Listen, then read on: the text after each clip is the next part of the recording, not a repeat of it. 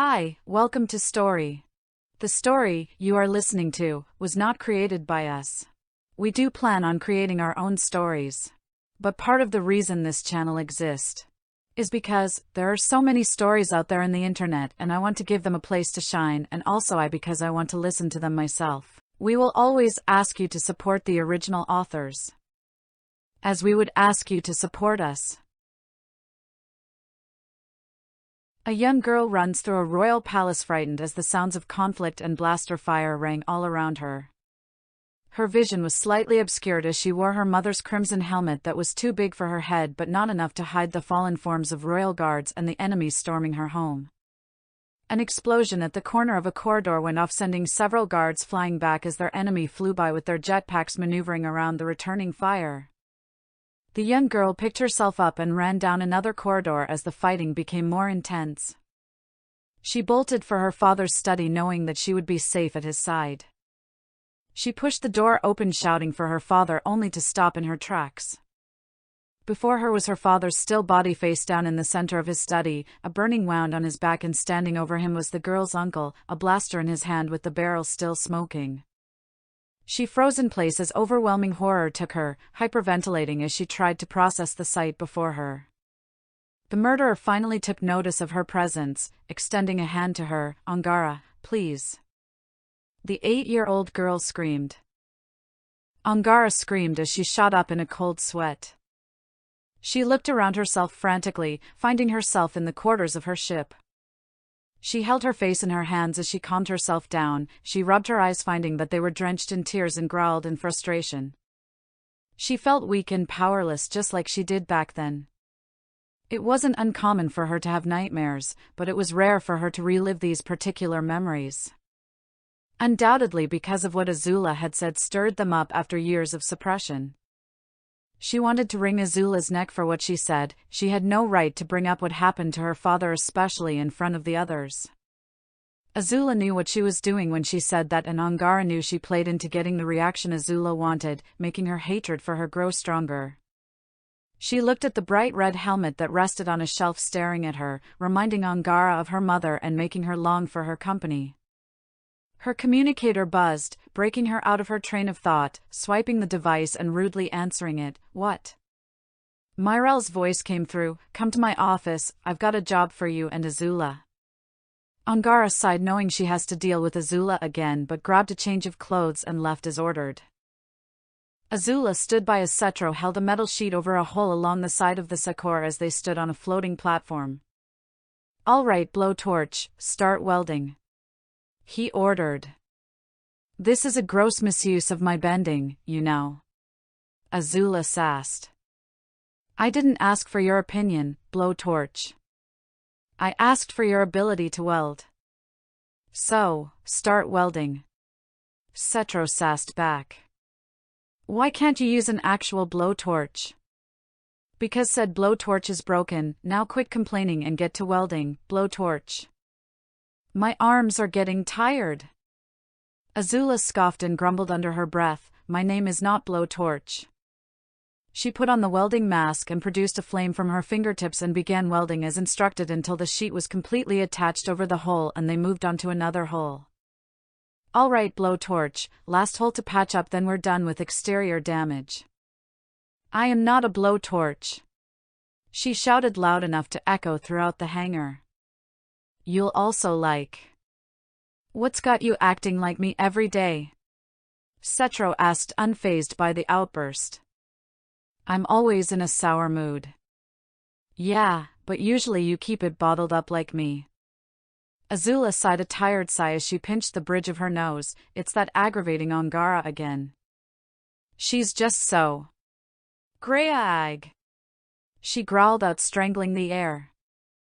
"Oh yeah, I heard about the Hrandy fruit incident." He started laughing. "Classic. You know, Hrandy fruit got banned in the Imperial Navy because of dash. I don't care, and I never want to talk about that damn fruit ever again." That outburst was enough to silence the engineer. "I just want to weld that mouth of hers shut. She thinks she knows me and my people, saying that my nation is like the Empire." Cetro rolled his eyes. "Look kid, don't let that little turd get in your head like that. She's just being a brat because she doesn't know how to deal with her anger. He got the last sheet of metal ready, and don't let the Pt.5 make you think they're the paragons in that whole conflict either. Just because they lost their planet, they like to play the victim card every chance they get when they've been going around the galaxy making even more victims than the Empire did to them. Oh. You don't think what happened to their homeworld was a problem? She asked with a raised brow. Setro stopped what he was doing and gave her an old tired look, a look of someone who had witnessed horrible things. It was overkill, what the Empire did, but it's a tragedy the Pt.5 brought on themselves. Don't get me wrong, I feel for them, I really do. But I've seen the aftermath of their raids back in their glory days. The victims they left behind. Azula crossed her arms as she looked out at the hangar. Figures I was only getting part of the story. The Pt.5 didn't seem that virtuous anyway. They're not, he said, crossing his lower set of arms as he fiddled with a tool with his top pair. Just remember this, kid, the galaxy isn't black and white. Both sides have skeletons in their closets. It just so happens the Empire has a lot more of them, and unfortunately Tenbani is now one of them. They can play the victim all they want, but don't let Angara, Kaori, or any other Pt.5 make you believe they're blameless in all this. What about Turan? How does his betrayal fit into all of this? Setro just shrugged his shoulders. How should I know the reasoning behind what king killers do? Maybe Angara's uncle thought he could run the show better than his brother, maybe not. I don't know, and I don't care to know. I suppose you're right, still it's irritating that she caught herself realizing something. Wait. You called Turan her uncle. You know that Angara is a spoiled rotten princess like you? Yeah. I was there when we saved her ass from Tenbani, and I know that you know. By the way, shut your mouth about that. The last thing any of us needs is a Pandaren dreadnought or her uncle showing up at our doorstep. Noted. The intercom system suddenly came on. Private Azula, please report to the captain's office immediately. What did you do this time? Setro asked sarcastically. I may have said something a little hurtful to Angara in response to last night. Setro just rolled his eyes as he went to the platform controls. You sure you're not Angara from some alternate timeline? Azula arrived at the captain's office, who was going over the documents on her tablet with Angara already present. Morning sunshine. Take a seat, this'll be quick. Azula looked at the seat before her desk next to Angara, who locked eyes with her, seeing how she would react to her presence after what she had said last night. Angara only growled at her before looking away. Just waiting on one more and we can get started, Myrelle said with someone else entering. He was a Kestrodont just like Setro. His scales were white, the thick mane of hair around the neck was a deep shade of navy blue. Here as requested, Captain, he said in a timid manner. Good, everyone is here. Azula, this is Doc, one of our tech specialists. Myrelle quickly introduced. The younger Kestrodont extended a hand to her. Nice to officially meet you, and thanks for making sure my father came home safely. She shook his hand and on closer inspection saw that he looked remarkably similar to Setro, only less wrinkly and didn't have a permanent scowl spread across his face. Clearly this was the son he spoke of. May I ask the reason for our presence? She asked. Myrelle switched the data from a tablet to a holographic display presenting the information to them both. I've got a job that I think will be good for the both of you. Azula's eyes lit up. Finally, a chance to show off her skills and make herself useful. This is a simple snatch and grab job. Our client is a scientist named Natsuvan, whose science project was hijacked by his boss and is being carted off to an information broker to find a buyer on the black market. He wants us to steal back his project before his boss can sell it. That's it? Azula asked. It sounds almost too easy. You say that now, but we'll see how you think once you are on the job. Myrelle moved on, going into further detail, displaying an image of a human-looking alien man with a bulbous forehead. Small deep-set eyes, and non-existent nose dressed in formal business wear, his boss, Mr. Nobodin, has the target in a miniature cryogenic stasis pod hidden within a luggage and is on his way to the tropical moon of Kalikiri. He'll be taking a cruise ship to the broker's destination. We will be boarding said cruise ship and your job will be to steal the case before the ship arrives at its destination. What's in the cryopod? Angara asked, looking over the details on the hologram. Don't know. When asked, the client said it was on a need-to-know basis and that we didn't need to know. The only thing he did say is that it isn't a weapon and that the target is biological in origin, meaning whatever it is has to stay in cryostasis, so no peeking at what's inside. She turned to Doc. Any opinions, Doc? The younger Kesterdont looked at the details, scratching his chin. If I can get into the cruise ship's mainframe, I can locate his room and have access to all cameras on board. Shouldn't be too hard. I'll be able to pinpoint where he is at all times and keep track of the package. Good. Doc will be our surveillance while you two work on getting that package. You said, we, does that mean you will be accompanying us? Azula asked. Yes. Shaw will look after things here and I want to see just how well you two work together. Besides, a job on a luxury cruise ship sounds like a nice change of pace for me.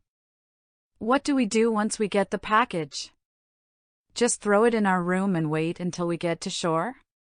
Angara asked. Yup. It's a big cruise ship, plenty of places to hide and not enough time for him to search. While he panics at his lost luggage, we can just enjoy the cruise, only if you manage to secure the package. She directed a disciplinary stare at the two princesses. The only way this works is if you two work together. Think you are up for the task? The two young women glared at each other, animosity radiating off them. I'm up for it. Are you? Azula said, challenging her to say otherwise. Angara continued the glare before spitting out, fine. Then pack your things, we leave immediately. In the lower levels of the station, Skeeve skulked about memorizing optimal escape routes and passed by the server room, eyeing the secure locked door that could only be accessed to certain personnel. After mulling it over all night, he decided that he would break into the server room to get the information he needed, less security than the command tower.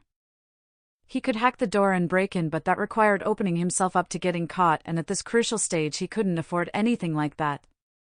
He would have to steal a keycard in order to get in.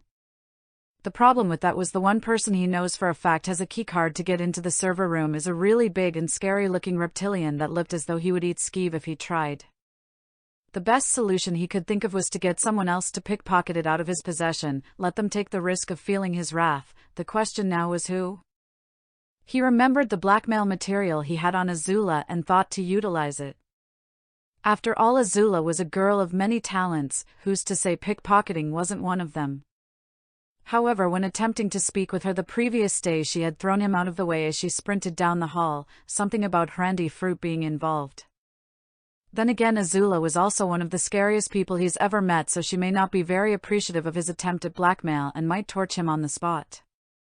She was too much of a wild card to use now. He'll keep her blackmail material as insurance. What he really needed was someone easy to control and that he could guarantee wouldn't betray him, but who? As he walked pondering this, he wasn't paying attention and walked into someone who dropped a toolbox, sending tools everywhere. "Watch where you're going, buddy," he said in annoyance. The person he bumped into was a younger red-skinned alien man who was reptilian in appearance, with an odd-shaped beaked head, long backwards-facing legs and a burned scar on his cheek. "Sorry about that. I'll be more careful next time," he stuttered out nervously. Skeeve remembered who he was. His name was Denva, one of the other Death's Head members that became part of the storm.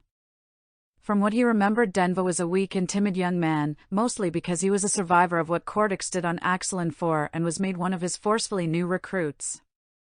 Denva had a healthy dose of fear for Cortex and was a skilled engineer who kept to himself, often fading into the background. He was perfect. Skeeve put on his friendliest smile and voice. "Oh hey Denva. Didn't realize it was you, buddy. Here, let me help you out with that." He bent down, picking up the various tools. Why you don't have to? I can handle this. Nonsense. You're on the job and I'm off, so it was my fault for not paying attention. By the way, how have you been since we ended up here? Denva seemed surprised that anyone bothered asking him and sheepishly replied, "Oh, pretty good. I guess. The people here are a lot nicer, except for the engineering head. He keeps calling me Darren. I think he's getting our names wrong on purpose," Skiv said with a spike of irritation, remembering all the times he was called Skiv. He shook the thought away as he picked up the tools and helped Denva up. "Anyway, nice to hear that you're adapting. But, make sure you be careful. Remember, Cortex is still out there." Denva's body tensed up as a chill ran up the red reptilian spine at the mention of Cortex's name. Why yeah. But we don't need to worry about that. Right? I mean, the Crimson Storm has an impressive armory that can deflect him and the minefield too. Skiv leaned, invading his personal space. "Denva, this is Cortex we're talking about. The Butcher of Axelin 4. You were there when he earned that title. You really think he's going to let that stop him? You also gotta remember, the Sakor is still out of commission." Denva remained quiet for a while. But he won't be showing up anytime soon, would he? Skiv leaned in a bit more so no one could eavesdrop. "I'm gonna be straight with you, Denva. Cortex is gonna be on the warpath now that his dad is dead. If he wants this place torn to shreds, there's nothing that's gonna stop him from doing it." Denva's amber eyes grew wider at his words, believing every word spoken. But that single word sparked a bit of hope in his eyes. "If Cortex is out for blood, don't you think we ought to get on his good side?" "Well, what do you mean?" Skiv looked around before guiding him down the hall as he spoke. "Let's just say I've got some intel that says Cortex is going to be here sooner than you think. It's inevitable that he's gonna break in here and take that fabricator. What I'm proposing is that you and I help him get it, make it less likely that he'll gut us during the slaughter." Denva looked unsure of this, his eyes darting around as his mind raced to a decision. Why not tell the Storm about this? That way we could dash. "Denva." Skiv centered him. "You of all people know what he's capable of. Remember Axelin 4? Remember what he did to you?" He dragged a finger down the burn scar on the younger alien's face. "What do you think he'll do to you if we don't help him?" Memories of the destruction on Axelin 4 flooded Denva's mind, fear gripping his soul as his breath grew heavy, remembering the pain from being branded as Cortex's property and what he does to his property if they don't do what he demands. "Listen, kid." Skiv eased him a bit with a gentle pat on the shoulder. "I know how he treats guys like you, which is why I'm trying to look out for you. Keep you away from the worst of it, and who knows, maybe he'll be so impressed that he'll let you keep your freedom." "You really think so?" "Of course. As a matter of fact, I'll put in a good word for you when I talk to him, but only if I can rely on you to help me get him here." Denva swallowed hard, feeling conflicted, but came to a decision. "All right. I'll do it." Skiv couldn't help but let a devious smile spread. "Excellent. I knew I could count on you, Denva. Should we tell the others? Get them to help us?" "No. Let's keep this between you and me. The others seem like they've gotten a bit too cozy with the Storm." Skiv didn't want the possibility of his deception to get leaked back to Myrelle. "Oh, okay. What do I need to do then?" "I need an ID pass to get into the server room. Think you can swipe one for me?" Denva was already regretting this, but if it means he can avoid Cortex's wrath, he'd do it. "Yeah. I can do that." "You are a lifesaver, Denva," Skiv declared as they reached an intersection. "I'll leave you to it then, and remember this stays between us." "Right," he reluctantly said, going back to his original task. The moon known as Kilikiri orbited a massive dark purple planet that was too large and too hostile to support life, with several other moons orbiting it. Kilikiri was the only one capable of supporting life only because it had been terraformed into doing so by those that settled it. Thanks to massive atmospheric machines that could be found littered throughout the moon, the surface was home to hundreds of archipelagos and islands with a shallow and clear emerald green ocean snaking between them like aquatic roads. White sandy beaches covered each of the islands with tropical plants sprouting everywhere, thriving thanks to the year-round warm temperatures. Resorts of all kinds were built on the islands, connected together by bridges with boats sailing between them like roads. Species of every kind congregated here to enjoy the tropical weather, cool ocean and scenic views, to relax from their everyday lives. All except those who came here for work, such as Azula and Angara, who sat at one of the local restaurants in a plaza set at the base of a colossal space elevator that stretched far past the atmosphere, and was surrounded by shops and restaurants where dozens of tourists sat waiting for their crews to arrive as they scouted the area out for their target. Azula looked up at the megastructure, unable to see its top amongst the blue sky. It was almost dizzying to look at such a monstrous thing, along with imagining how long it would have taken to construct it. The ride down was interesting to say the least, along with learning that the elevator was a holdover from the days when Kilikiri was a barren moon and the use of traveling by ship was limited due to atmospheric contamination during its terraforming. She chose to focus more on the task at hand. Angara fanned herself as she sat there looking at the docking terminal for landing cruise ships. Damn, it's hot. I'm really regretting my outfit now, she said, dressed in all black and wearing the spiked leather jacket she had gotten on her shopping trip the previous day and was now feeling the effects of wearing such a thing. Well, what did you expect? You didn't exactly dress for the part, Azula said, wearing a lighter red and orange shirt, dark pants and sandals, with her hair tied in a ponytail rather than its uptight topknot. Angara side-eyed her. I don't remember you buying that outfit. I'm not going to wear the nice clothes I bought for my first mission, at least not right away.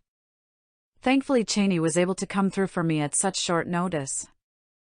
Besides, Myrelle told us to dress appropriately for the setting and none of my outfits matched, she said, as two children playing tag ran dangerously close past, completely unaware that their reckless play could be annoying the people around them. Angara gave her a skeptical look. Really? Cheney let you borrow that? Of course.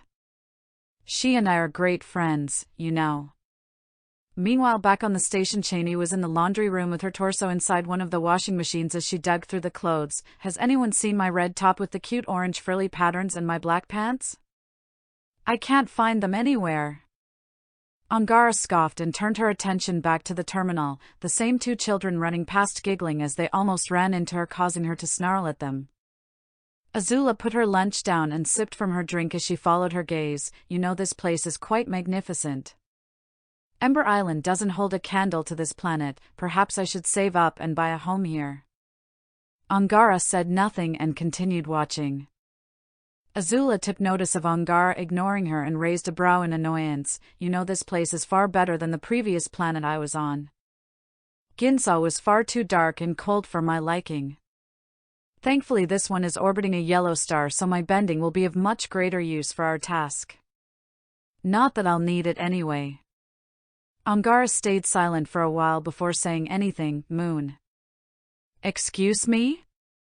Kilikiri is a moon, not a planet. There's a difference, dumb primitive. Azula gave her a scornful look as the children ran past again. You're still mad at what I said, aren't you? Really? I'm mad because you brought up the most traumatizing event of my entire life, trash-talked my dead father, and implied that my backstabbing uncle had the right idea? Gee, who would have thought? Angara said sarcastically, with a bleak bitterness in her tone as she still kept her eyes on the terminal. Azula rolled her eyes. She could do without the sarcasm, but it wouldn't be Angara if she didn't make things difficult. Although Azula supposed that she may have gone too far with what she had said, especially if it could jeopardize their mission, and decided that perhaps an apology may remedy the situation. She wouldn't mean it, of course, but anything to get Angara's ire focused on something else other than her. All right, I'll admit that what I said was a little out of line. A little? Angara hissed, with Azula practically seeing the vein throbbing on her forehead. Okay, maybe a lot. I was very out of line. Just know that I am sorry, and an outburst like that will never leave my lips again. So why don't we try and put that behind us to work to accomplish our goal together on a united front? She extended a hand to shake for another truce. It sounded like a good enough lie to tell her. She sounded sweet and regretful enough to even fool Zuko. Given how ruled by emotions Angara is, she'll be able to get her on her side for now and achieve the first step in her plan to take the storm.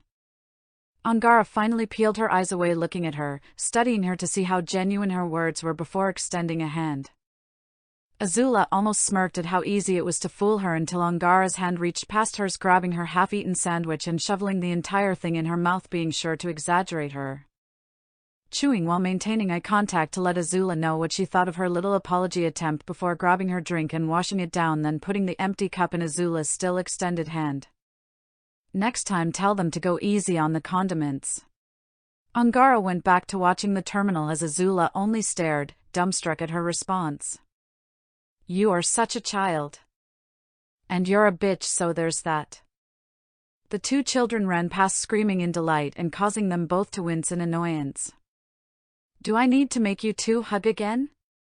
Myrelle asked, through their radio earpiece as she sat several tables away sipping at a cool beverage while dressed in a classy sundress covered in tropical floral patterns and a wide-brimmed hat to block the sunshine, with Doc dressed in a similar fashion as he went through his computer.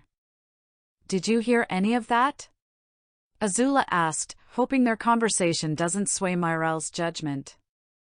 No, but I did see Angara scarfing down your sandwich and figured you said something to set her off. By the way, she's eating your sides right now. She turned to see Angara helping herself to her potato-like side dish.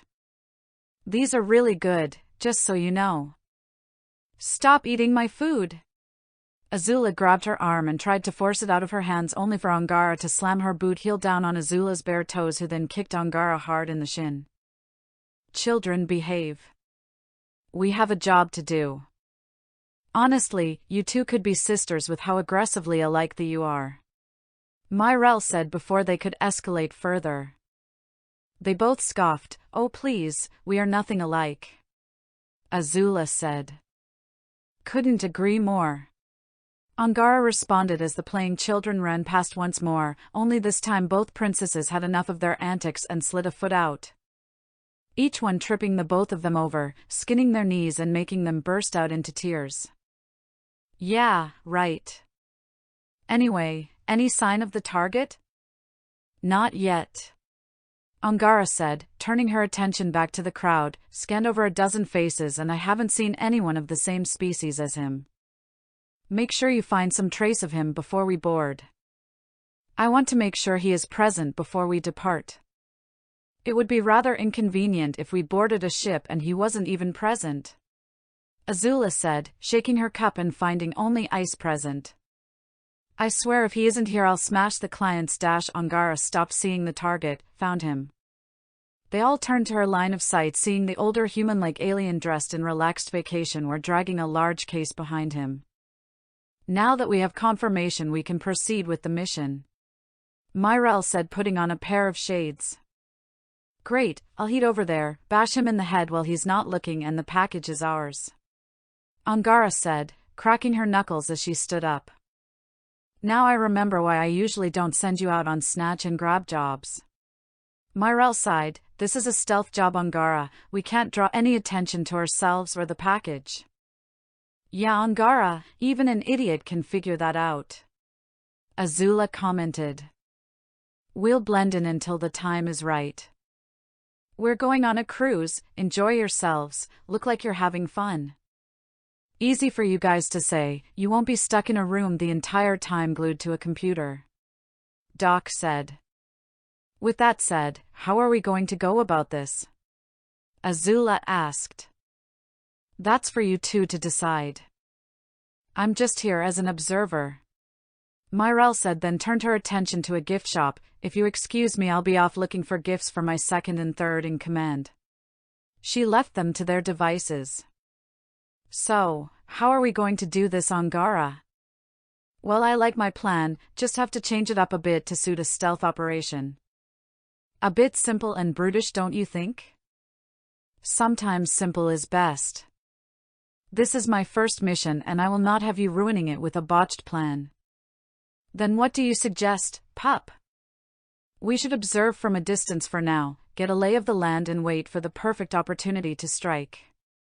Angara sulked, that could take forever. It's a safe and effective strategy and one I intend on following. This is my mission, so just hang back until I need you to break something. Angara growled, this is our mission, pup, not just yours. Fine, our mission. Just don't ruin this for me. Azula shook her cup, only hearing the jingling of ice. You know you didn't have to drink all of this. Yes, I did. By the way, that juice sucked. It's too sweet.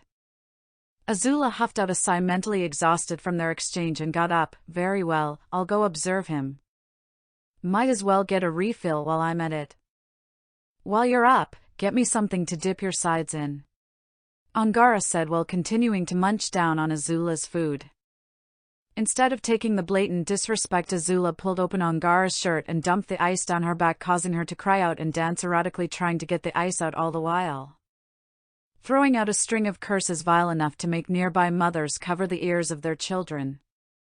Azula tossed her cup in a trash bin as she blended into the crowd, watching Mr. Nobodin from a distance as he sat on a bench unaware of her presence.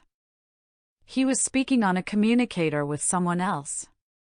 Azula decided that information could be useful and made her way closer, leaning up against a gourd-shaped palm tree, pretending she was doing something on her own communicator.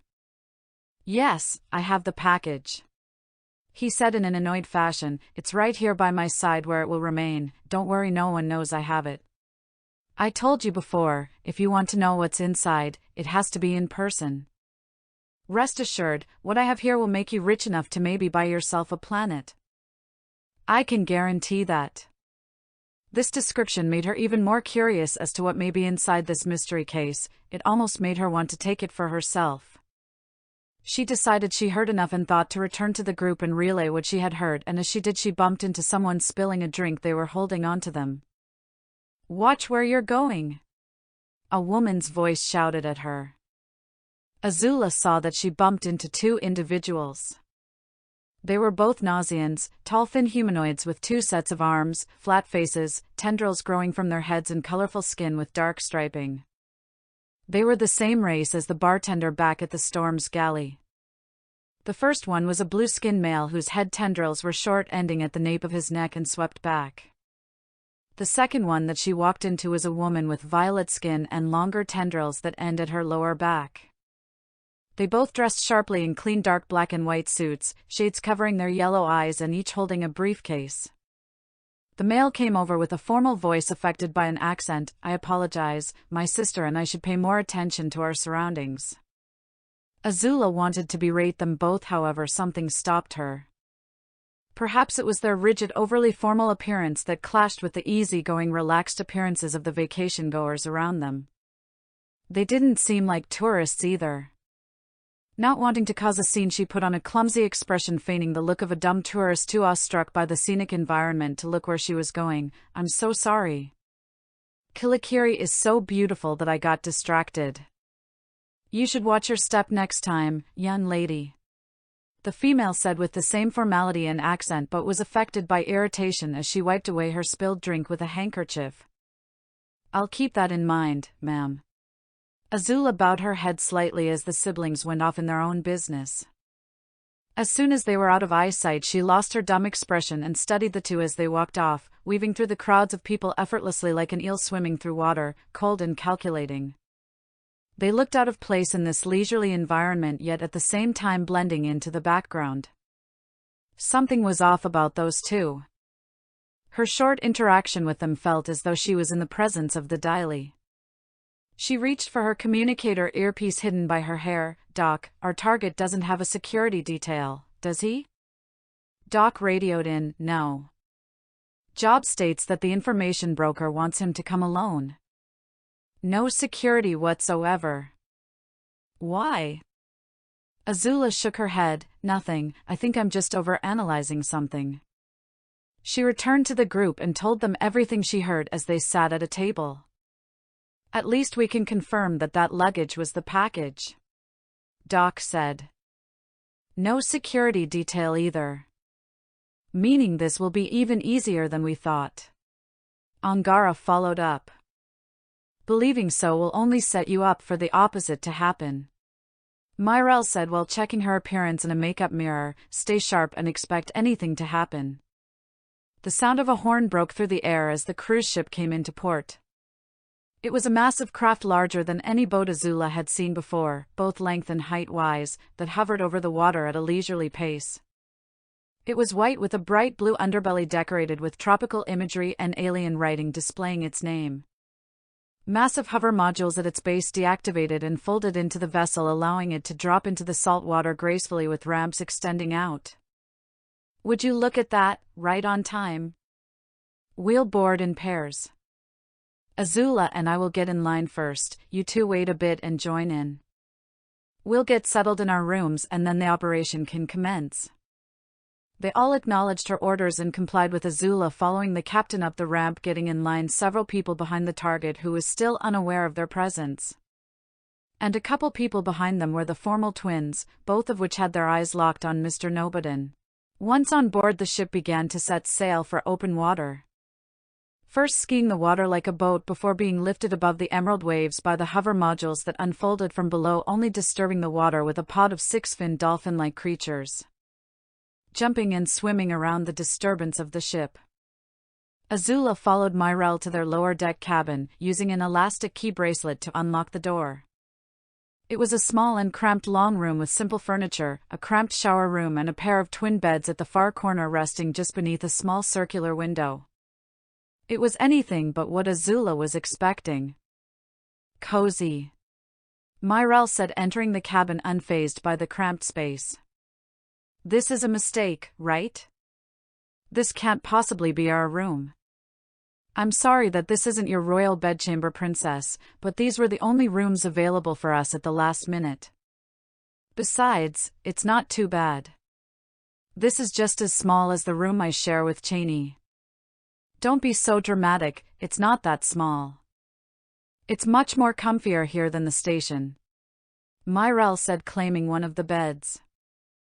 I suppose, Azula said, going over to the window. It would be nice to breathe natural air for a change. She was disappointed to find their room was just beneath the port side wing that obscured the view of the horizon.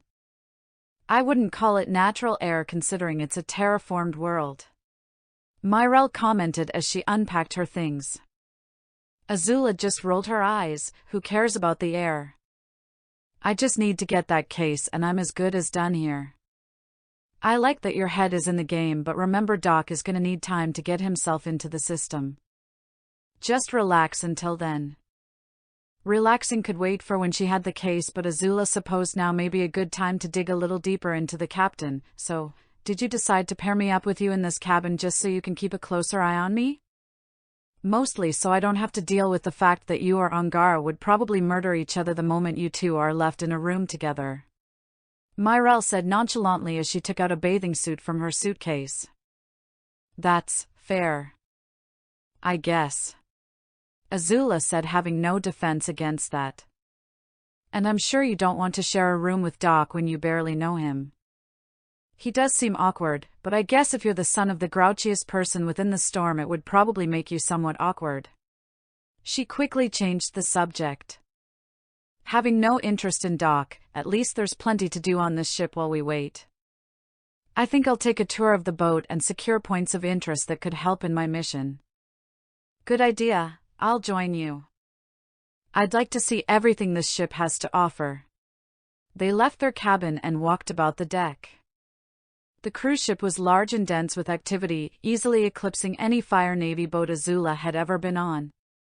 It was greater in width than length in combination with its massive wings that helped steer it, and being a dual-hull vessel, its cross-section held a vast majority of the onboard entertainment, such as dozens of pools, jacuzzis, sundecks, a botanical garden hidden under a glass dome, water slides that twisted and turned connecting upper and lower decks. Tons of bars and restaurants littered the entire boat, with cabins resting 15 decks high on each hull. The interior of the ship was held up by an architecture that incorporated soft organic shapes in its design language that was a pristine uniform white broken up by bold saturated colors, with each deck filled with people enjoying the various amenities offered. You'll also like The pair walked about the deck at the rear end of the ship, watching as they glided over the ocean, seabirds gliding alongside them and the space elevator still in clear view from the horizon. A beautiful ship, wouldn't you say? Although a little big, Myrelle said. Truly. It may as well be a floating palace. Our target certainly picked a nice stage for us to play on. I'll say. Gives me an excuse to go on vacation, Myrelle said. Would you even call this a vacation? I mean, you're here observing my performance. It'll probably be the closest I get to one for a while, so I might as well enjoy it while I'm still young. After all, I am getting up there in age. Azula rolled her eyes at that comment but indulged in her delusions of still being young. Oh please, you can't be that old. You barely have a wrinkle on your face or silver hair in sight. Myrelle laughed. Oh thank you Azula, but flattery will get you nowhere with me. Whatever you say, if you ask me, you'll probably start looking older once you hit your 50s, so I guess enjoy your youth while it's here. Myrelle laughed even harder, so much so that she needed to brace herself on the railing. Azula, not liking being left out of whatever the joke was, asked in annoyance, "What's so funny?" Myrelle wiped a tear. Although I guess it's not your fault for being ignorant. But how old do you think I am? Azula figured her estimation of the captain's age must have been wrong. She studied the older woman's face, and just as she observed no visible wrinkles adorned her face, save for some laugh lines and crow's feet, her hair was as dark as ebony and her figure like that of a young woman in her prime. Just like everything else she's experienced, looks could be deceiving, so she just gave the captain her honest thoughts. Late 30s, early 40s? Myrelle laughed even harder. Might want to go up a little bit. 50? Still too young. 60? Keep going. Azula raised a brow. 65? Still no. 100 then. Too high. I'm not that old yet. Then how old are you? Try 76. 70 SI, that's even older than the oldest person in my family, she said in surprise while thinking of Iroh. I can complain about the Empire as much as I want, but I can't deny that we have really good healthcare. I don't think I'll ever get over learning things like that, Azula said honestly, still processing how Myrelle could look so good in her mid-70s. You'll get used to it. Who knows, if you get access to good healthcare, you'll probably live longer than anyone else in your species. Probably will look younger too once you get to my age. Azula smirked at the idea of all her enemies growing into old wrinkly bags of meat while she still maintains her youthful beauty. The idea of being immortal does sound appealing. Who said anything about immortality? You'll still get old, just at a slower rate, and one bad flu or blaster bolt will still do you in. You could at least give me the fantasy of living forever, Azula said sarcastically. Your ego is big enough, don't need it getting any bigger. Azula decided this conversation wasn't going to aid her in the future and moved on from the topic. Then I'll be sure to get this mission over and done with quickly so I can enjoy the cruise as well. I'm far overdue for a vacation myself, Azula said, self-assured that everything was going to go smoothly. We'll see about that, just be sure to keep firebending to a minimum while on board. Of course, however, I don't see a necessary use for it, given the parameters of the mission. If anything goes wrong, I could just default to the blaster, Azula said with full confidence. Then I pray that things do go smoothly, because that's a headache I don't want to deal with, Myrelle said, stretching her arms as she enjoyed the warm tropical air. I take it you don't have cruises on Earth? Myrelle changed the subject. No. I would take boats to luxury destinations, but the boat was never meant to be the vacation, Azula said, looking off into the horizon, seeing the colossal space elevator off in the distance. Perhaps when I return home someday I could pitch the idea, so some shipwrights, and possibly make some money off of that. She mused on this subject, wondering what else she could implement into the Fire Nation once she takes it over. So you do plan on going home at some point? Can't really say I'm surprised. You've got unfinished business there. Oh yes. I'm going to make sure my brother gets what is coming for him. Say, how much would you charge if I wished to purchase the Crimson Storm's services to accomplish that? Myrelle laughed. Sorry, but I make it my business model to not take jobs that involve subjugating an entire planet of primitives. Then I guess I'll have to figure something else out. She said, pondering what else she could do to take the Crimson Storm for herself. One way of doing so would be to know her enemy. Myrelle. She was pretty open about her military career but failed to mention any familial relations. There was that burnt picture in her office, perhaps probing there could yield some useful information. A few families walked by with their kids running around in tow. They went up to a digital board displaying various activities for families. Azula approached the board when the family left, hoping to rope the captain along. Quite the handful of activities for one to enjoy. Wouldn't you say? She browsed through the list, unable to read the alien text. Myrelle looked over her shoulder, reading them off to herself, mostly family activities, swimming lessons, children's crafting activities. Oh, they've got a holodeck on board in the arcade. Myrelle selected the program with a video advertising one of their programs with a humanoid alien with an angular wedge-shaped head and chiseled jaw appeared. The evil Pandaren Empire is threatening to take over the galaxy. Only you can fight their tyranny. Come to the holodecks and take the fight to them. The character said in an exaggerated manner before saluting the viewer. Azula glanced at the former Pandaren Imperial standing next to her on what she thought of the heavy-handed propaganda disguised as a game. Seems a bit offensive. Don't you think? Myrelle only shrugged. It's a bit over-exaggerated but not entirely wrong. Either way, it seems like a fun activity for a family to take part in. What about your daughter? I'm sure this would be a fun activity for you and her. Azula glanced at the captain, wanting to gauge her reaction. Myrelle lost her smile with the cheery atmosphere leaving her. Yeah, maybe.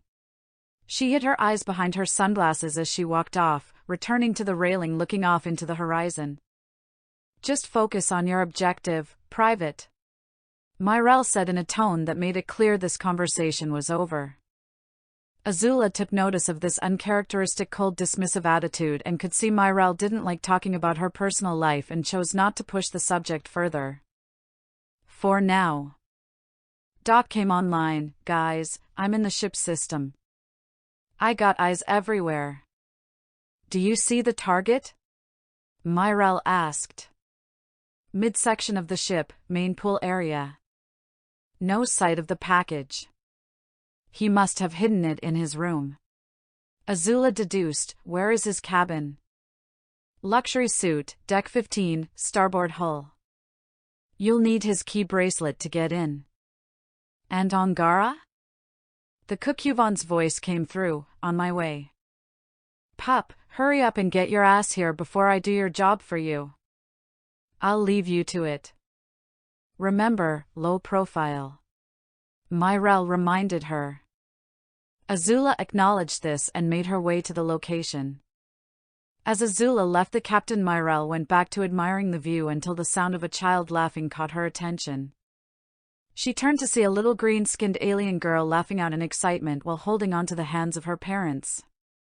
The parents lifted her up in the air and swung her, making the girl's cries of joy louder as her parents laughed with her. Myrelle watched as the family walked past, seeing them enjoying the time they spent together. The elation on their child's face and the joy they felt from it left a dull aching pain in her chest, followed by envy. Myrelle forced her gaze away, knowing if she continued to observe it would only make her feel worse. Instead, she turned her gaze to something else, a nearby bar, and decided that her vacation needed to start with a stiff drink. Azula arrived at the deck where she found Angara seated at a bench. "'Bout time you showed up," Angara said impatiently while tapping a foot. "Excuse me for surveying our environment." "What is he doing?" "Sitting in the lazy river ogling the single moms like a creep," she said, watching Mr. Noboden drifting on an inflatable tube from their spot on an upper deck balcony. "Gross. Anyway, we just need to swipe his key bracelet." And how do we do that? Azula thought to herself about how they should go about this and looked to a nearby swimwear shop. You don't mind getting wet, do you? Moments later they exited the shop, now dressed down for the pool. Azula wore a stylish asymmetric dark red and black two-piece swimsuit and Angara dressed in a simple black sporty one. That's 35 more units you owe me on top of that water bottle, Angara said annoyedly as they stuffed their belongings into some lockers. You're still upset about that? Don't worry, you'll make that money back and then some once we're finished here. I want it from your bank account. Should I also pay you in tissues as well since you won't stop crying about it? How about I drown you in the kiddie pool over there? Angara threatened as they walked past said small pool with screaming children playing about. So why did you make me spend money on this overpriced piece of cloth? The target is in the pool, so we go to the pool. Oh, okay. Angara said as if she had an epiphany. I see where you're going. We'll drown him. Good idea. Way easier to make that look like an accident. We're not killing him. Azula face-bombed as they reached the lazy river, taking an inflatable tube for herself. You are going to distract him while I take the bracelet. Or is that just too difficult for you? Angara scoffed. Of course I can do that. I'm not socially inept, you know. Question is, why me? Aren't you the one with the silver tongue? Angara snatched her own tube from the hands of the worker. Because I don't think you have the subtlety to take that bracelet without ripping his arm off. Screw you.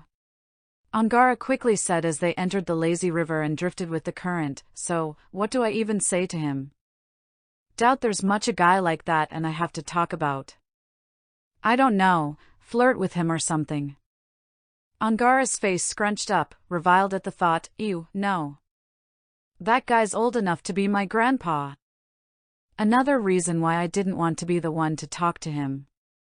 Azula shuddered at the thought of the target hitting on her. I don't care what you say to him, just keep him busy. Angara growled, all right.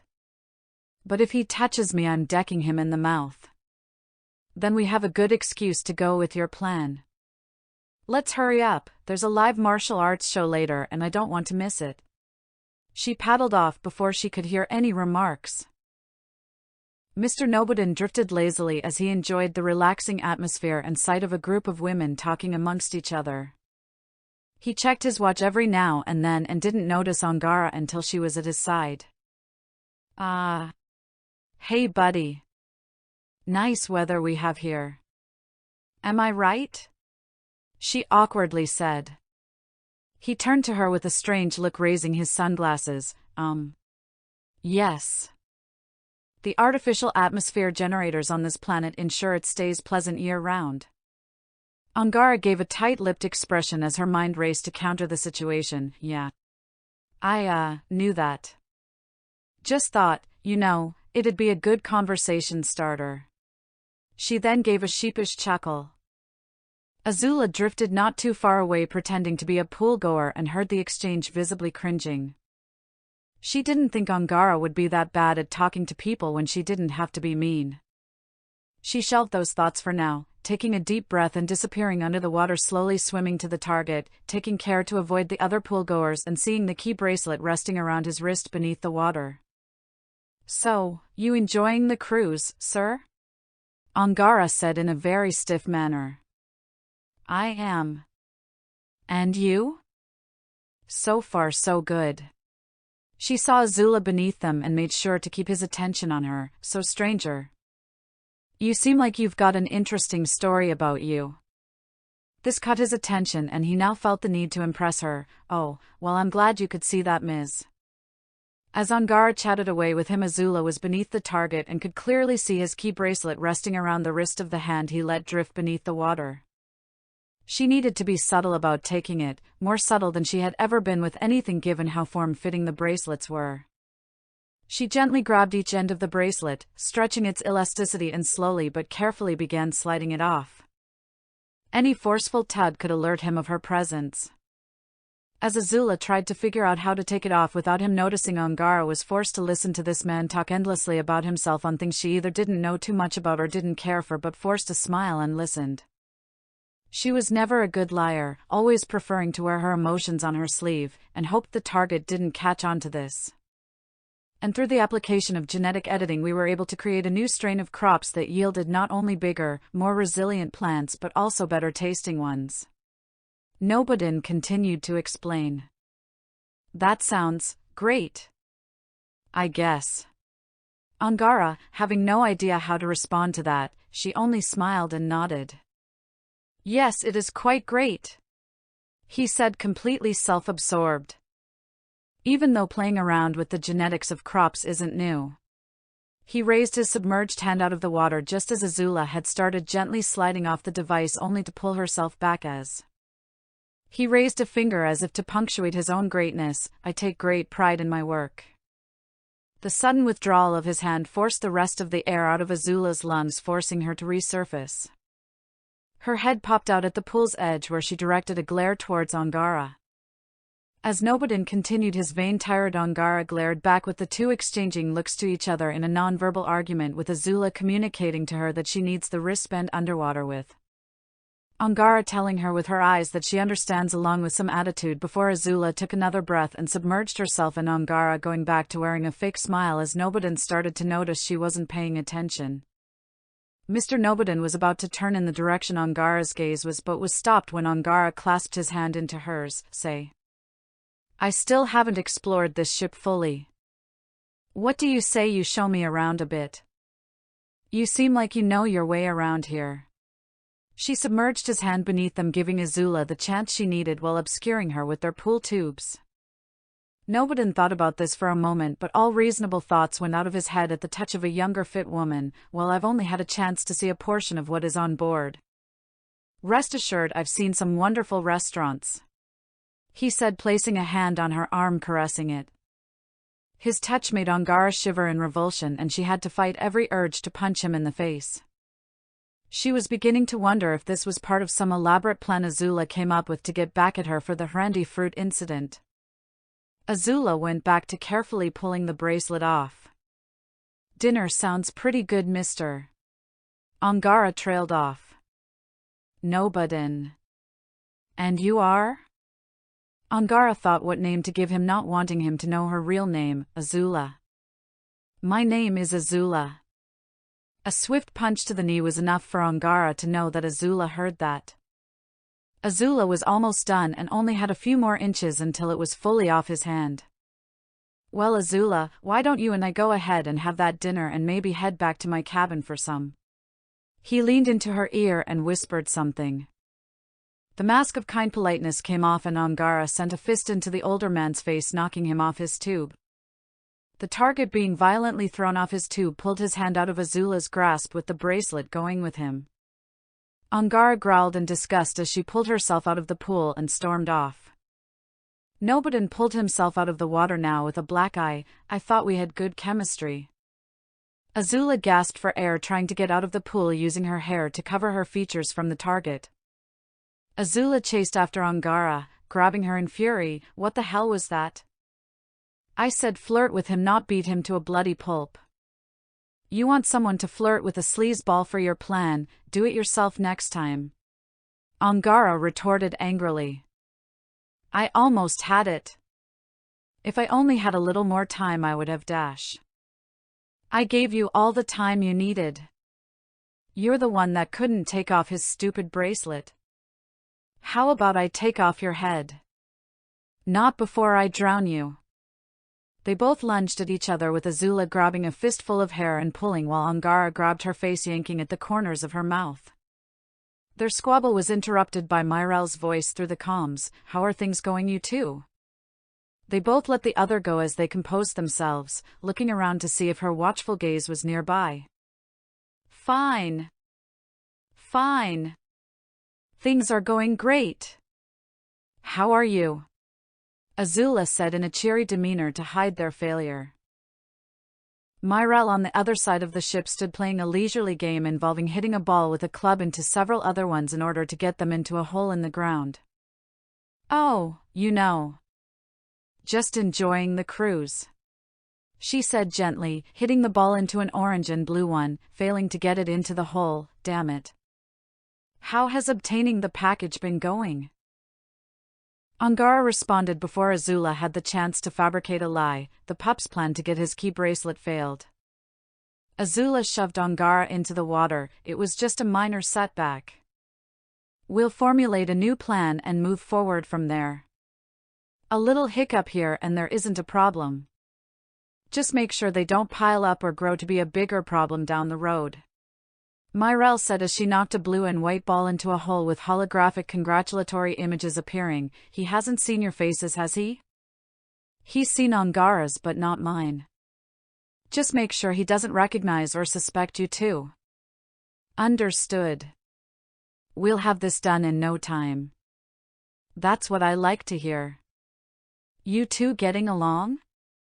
Angara bared her teeth to Azula after recovering from being shoved and growled. We're getting along just fine. She lied through gritted teeth. Then I'll let you two keep at it. I'll talk to you all later. Keep me updated. Myrelle logged off. Azula sighed as she pushed the hair out of her face. Okay. Let's strategize a dash. Angara shoved Azula beneath the water. I'm getting my crap and drying off. Azula got back up, coughing out water. Was the push necessary? Yes, it was. Angara shouted back. Azula pulled her hair out of her face like a damp curtain again, but as she did so she caught a glimpse on the upper deck. Sitting at a cafe table was the brother, still dressed in his formal black suit and dark shades, with his gaze locked on Nobodin before getting up and leaving himself. She felt as though she had just caught a glimpse of a wolf bat stalking its prey.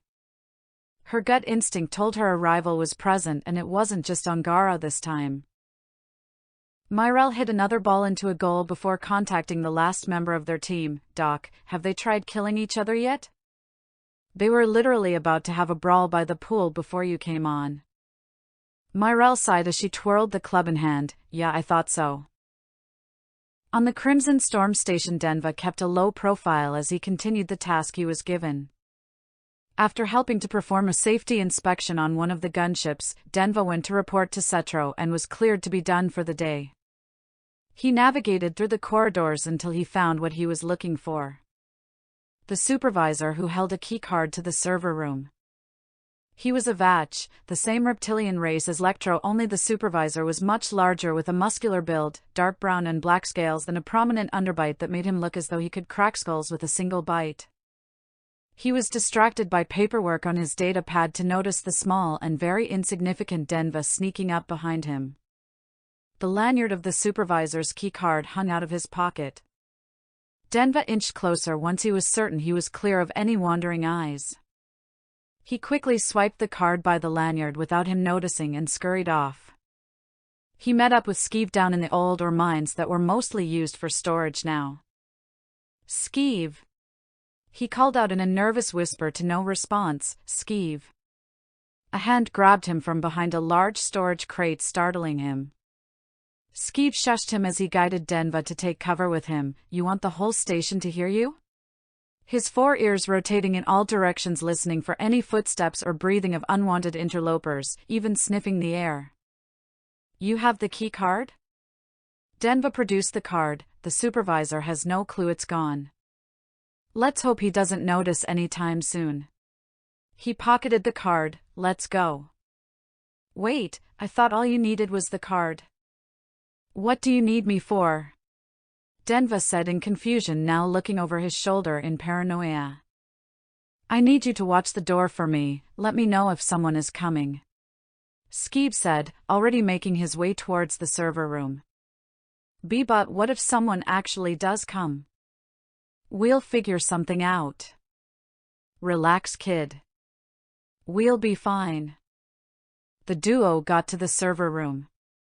With a quick swipe of the card, the door slid open, with Skeeve quickly jumping in, with Denva reluctantly following.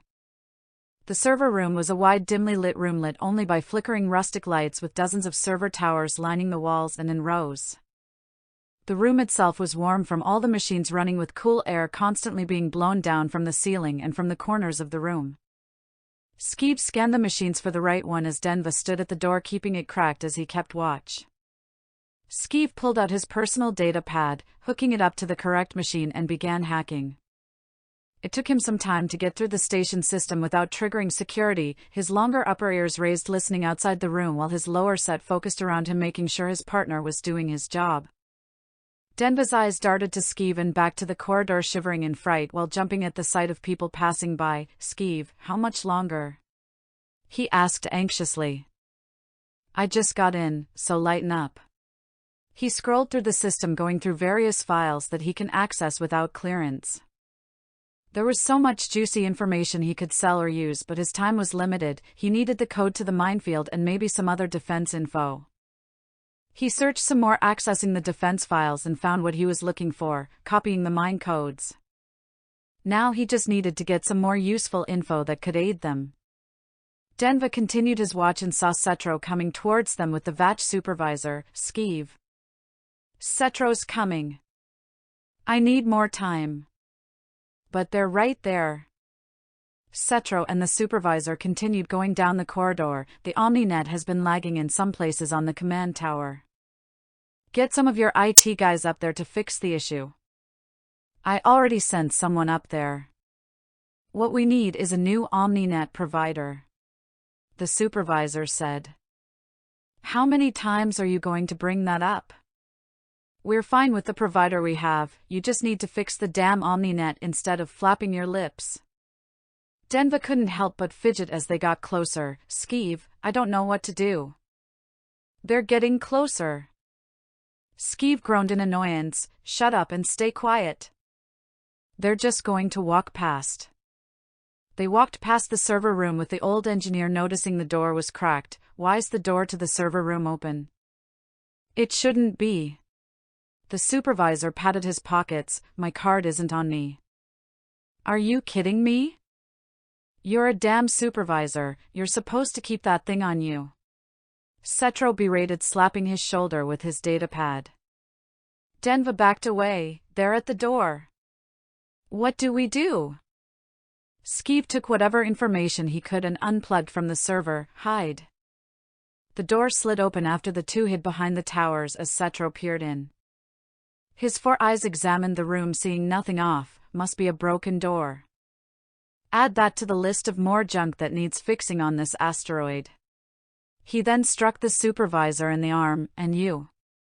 Go find that key card or I swear to the Maker, I will stop being so nice to you. Get out of my face before I slap the scales off of yours." He then pulled the sliding door shut.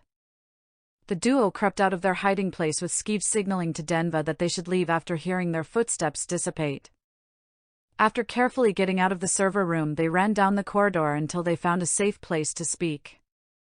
"That was close.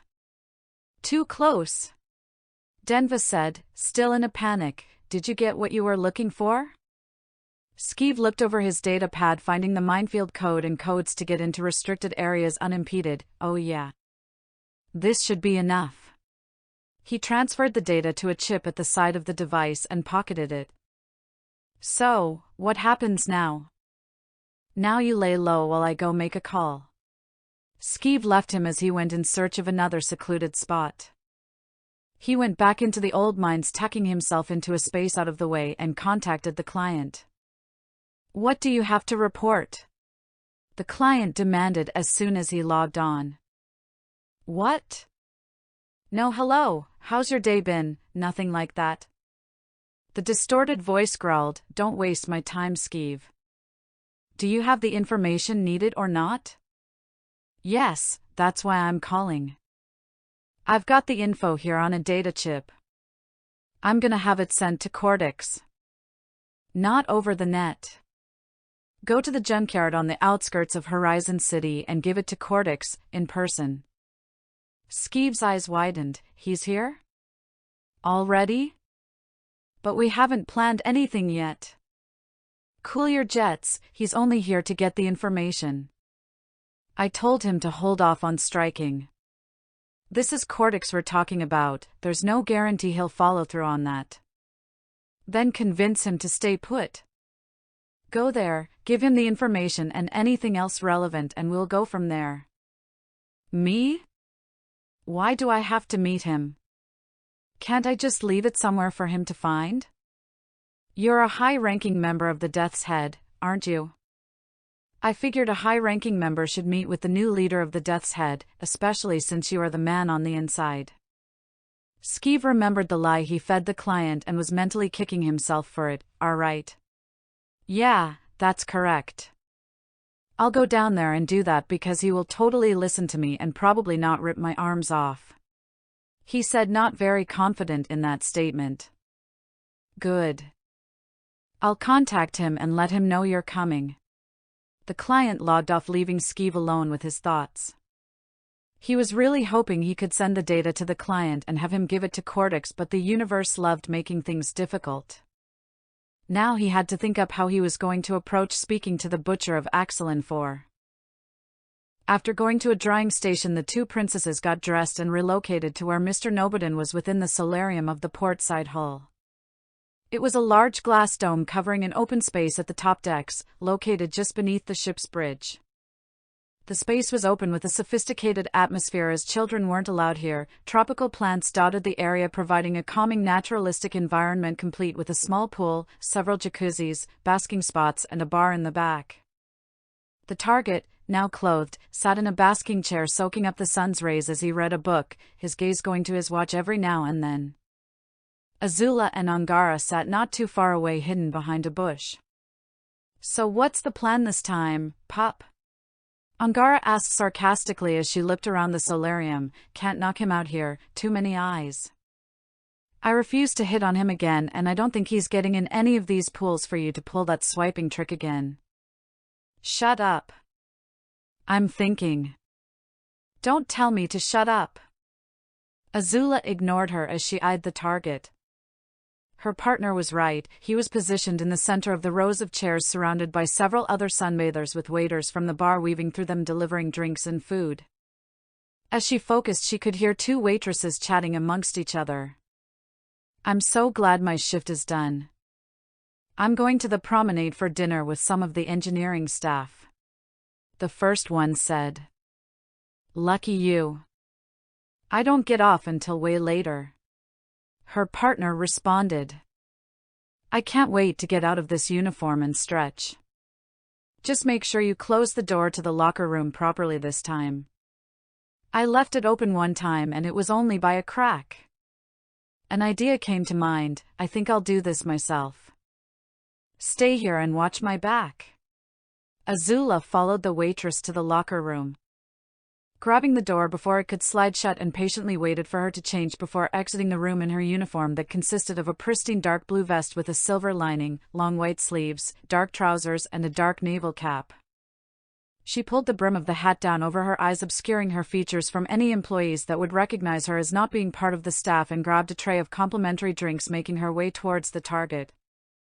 As she walked past a jacuzzi, she heard someone clear their throat next to her. Waitress, drink please.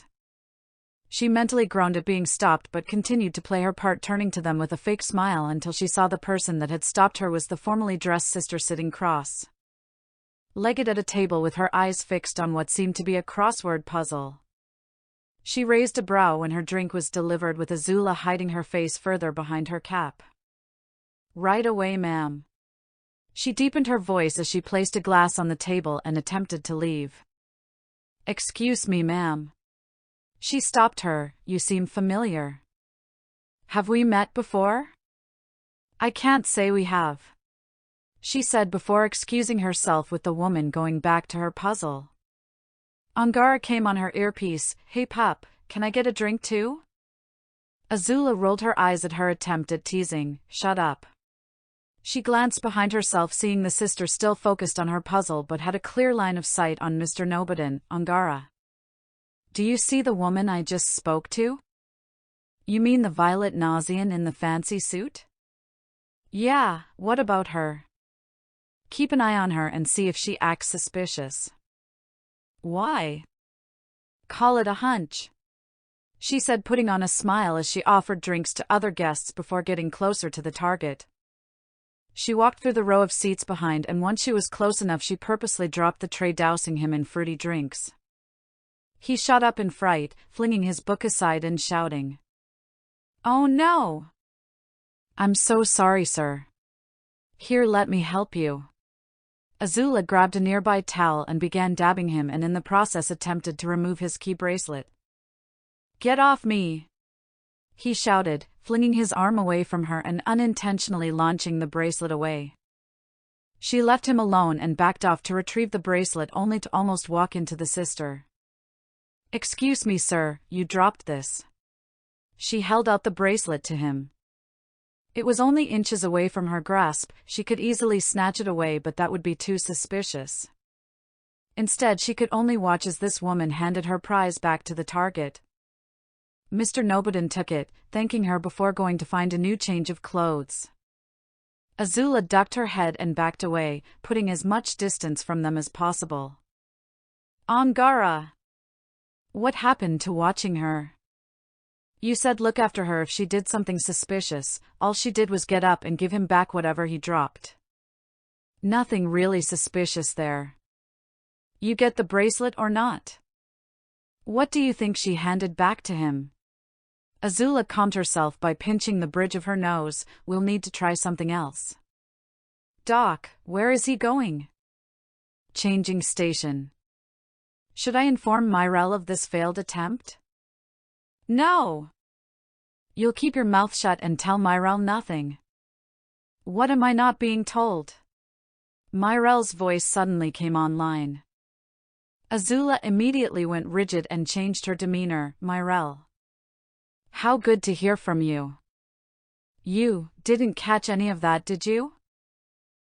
Myrelle walked amongst an art gallery admiring various paintings that were on display. "Oh, I caught everything. I decided to listen in and make sure things were going smoothly, which, by the way, solid plan, Azula. Shame the execution didn't pan out as well." She stopped in front of a landscape painting of a sandy beach. "By the way, trying to hide your failures from your superiors isn't really a good practice. I'd advise against it in the future." She looked over the price, her face tightening at how high it was before moving on. "What's this about a mysterious Nausian woman? When we boarded, I saw a pair of twin Nausians and got a strange feeling about them. The brother is blue and the sister is magenta." Myrelle looked at a painting of a cozy cottage within a blue woodland forest. "Doc, can you pull up any passengers that fit that description?" Doc, still within his room surrounded by a series of computers, put down the sandwich he got from room service. He typed away on his computer, going through the camera feed from the areas Azula and Angara were in, finding a positive match on both. "Got them both. They look suspicious to you?" Myrelle asked. He looked intently at both of them but didn't see much off about them. "The only weird thing about them is that they look a little overdressed for a cruise." "Are we really investigating random people because the pup has a gut feeling?" Angara asked through the radio. Azula rejoined Angara with a huff. "Listen. Something about those two isn't right, I can feel it. Or you're just looking for an excuse to why your plan sucked," Angara said, earning another glare from Azula. Doc's voice came through with a suggestion. "I could run their faces through a few criminal databases, see if anything comes up." "You guys are really gonna indulge her?" Myrelle continued down the art gallery, stopping before a painting of an alien boat sailing through the night illuminated by pale moonlight. "Run their faces. If anything pops up, we'll let you two know," she said, now looking at its price, seeing that it was quite reasonable. "On it, it'll take some time to get results," Doc said, jumping onto his other computer to do so. "That's fine, as long as I know something is being done." Azula logged off. "You're paranoid, pup. Just accept that your plan sucked," Angara said, getting up from her seat. "And you're not paranoid enough. One should always be prepared for unexpected occurrences," Azula said, throwing off her cap and undoing the disguise she wore over her clothes. "It's a snatch and grab job." Very straightforward and low stakes. Unless what we're snatching is more valuable than we think. She looked around, noting that the target was no longer there. There's no reason for us to stay here. Let's go before someone realizes I don't work here. The two left the solarium and found the target once more and continued to tail him. They followed him for a while as he went to restaurants, gift shops, attractions of the ship, all the while checking his watch almost religiously. There were very few opportunities for them to make another move to steal the bracelet, so they instead continued to observe. They sat at a dessert bar surrounded by families looking for a sweet treat and children high on a sugar rush as Mr. Nobodin partook in the ball and mallet game, watching as he played against several other players. Azula sat there drumming her fingers along the table, impatient for the chance to take the bracelet while observing the area around them for the well-dressed twins. Angara sat next to her enjoying an extravagant frozen dessert. This is getting us nowhere. Azula slammed a fist down. Crying about it ain't gonna do anything, Angara said nonchalantly. Azula ignored her. We should just break into his cabin and find the damn thing. You know how to get into his cabin without keys, pup? I'll find a way. Right, like how you found a way to screw up the first two plans? Azula turned to her with a sour expression. You ruined the first plan and the second was just bad luck. The first plan was a dumb one, Angara said with a mouthful. Azula wanted to argue back but fought the urge by fixing her attention on something else. Doc, is Myrelle listening in? Yes, I am, Private. Myrelle answered for her, now sitting in a chalice-shaped jacuzzi enjoying another colorful drink. Good to know, Azula said before pulling her earpiece out and turned to Angara. Are you intentionally trying to sabotage me? Her body language telling her she wanted this conversation to be private. Angara side-eyed her for a moment before pulling her earpiece out as well. What are you getting at, pup? She put an insulting amount of emphasis on her nickname. This whole experience you have been nothing but combative and counterintuitive. You second-guess every plan I've come up with and are acting like an immature child. So I ask again. Are you intentionally trying to sabotage me? Angara rolled her eyes. What do I gain by ruining this job for you? For one, my humiliation. Angara let out a chuckle. Yeah, that would be kind of funny. Azula's scowl grew tighter, and you're doing it out of petty revenge for a few mean words. This earned a scowl from Angara, who didn't appreciate the reminder. Quite pathetic if you ask me. Angara stabbed the dessert and pushed it away. You really want to do this now? I'm just pointing out what I see, Azula said before focusing her attention back on her target. There were a multitude of things Angara wanted to say, most involved using her fists, but she tempered her rage, growing tired of being the one getting riled up by Azula's words. She was tired of being on the receiving end of it and thought now might be a good time to try and test her offensive. Where's your dad right now? Azula raised her brow, taken aback by the sudden question. What? The one solace I have from that traumatic event is that I know my father isn't suffering or imprisoned. His spirit has gone out into the outer world where his voice is amongst our ancestors. Angara took in a large spoonful of her frozen treat. Where's your dad in all of this? What are you getting at? By the way you talk about your dad, he's still alive, ain't he? Where is he now? Is he on the run like you? Or is he in prison? Azula said nothing and Angara took that as a confirmation. It must suck knowing your dad is rotting away in some dungeon.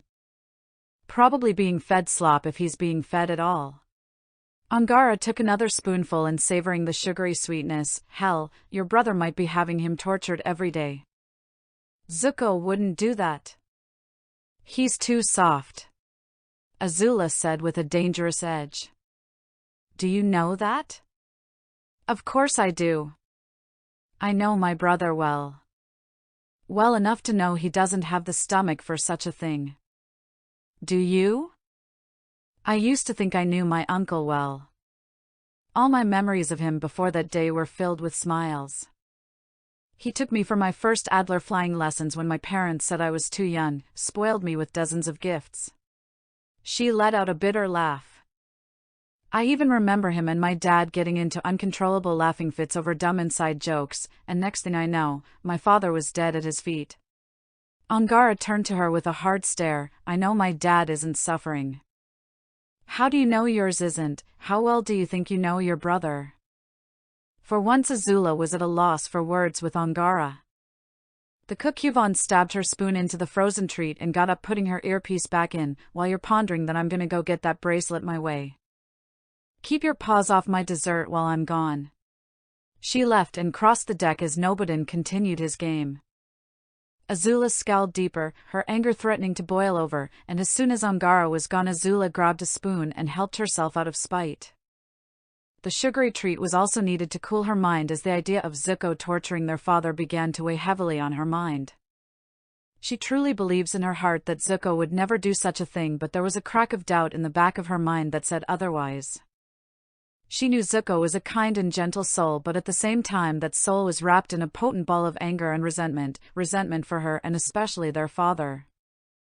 No matter how kind Zuko is or pretended to be, she knew he harbored a great hatred for their father. You know Zuko would never do that. Ursa's voice caught her attention. Azula saw the face of her mother made manifest onto the statue of some alien goddess at a nearby fountain. Your brother is not cruel like your father. He is weak. Ozai's voice came from a wood-carving decoration of a glaring deity within the dessert bar that took on his stern features, but do not rule out the possibility. He has his treacherous mother whispering in his ear now. Who is to say she might not want to do so? I would never convince Zuko to do such a thing, even if I do hate you that much. The statue of Ursa argued back in offense. Think about it, Azula. Zuko has plenty of reasons to despise me enough to do so, and we both know there was never any love between your mother and I. What is stopping either of them from enacting such dark desires? Zuko is not cruel like you. He is better than that. How would she know? She's been gone from our lives for years, and Zuko had 3 long years away from home with your treacherous uncle filling his head with lies and deception. You yourself were caught off guard by his sudden betrayal on the day of the eclipse. You thought you knew him then. He may have become even more cruel than I have. Ozai said with a sneer. Enough of this. Ursa interrupted. Can't you see what is going on, Azula? Angara is just trying to get in your head. She's angry about what you said about her father for justifiable reasons, and she's trying to make you feel helpless and angry just like how you made her feel. For once I agree with your mother. Ozai said condescendingly. Angara is playing with your mind. Do not let her get the better of you. Of course I won't. Azula declared. It'll take more than that to get under my skin. She shoved a spoonful in her mouth. Then why are you agitated? Ursa asked. Azula didn't look at her and instead kept her eyes locked on Angara's stolen dessert. I'm not. It's just as you've said. Zuko wouldn't do that, would he? Ozai's voice interrupted her train of thought. All the more reason to make sure this mission ends in success. You'll be one step closer to taking the Crimson Storm and freeing me. Unless that crude princess screws things up.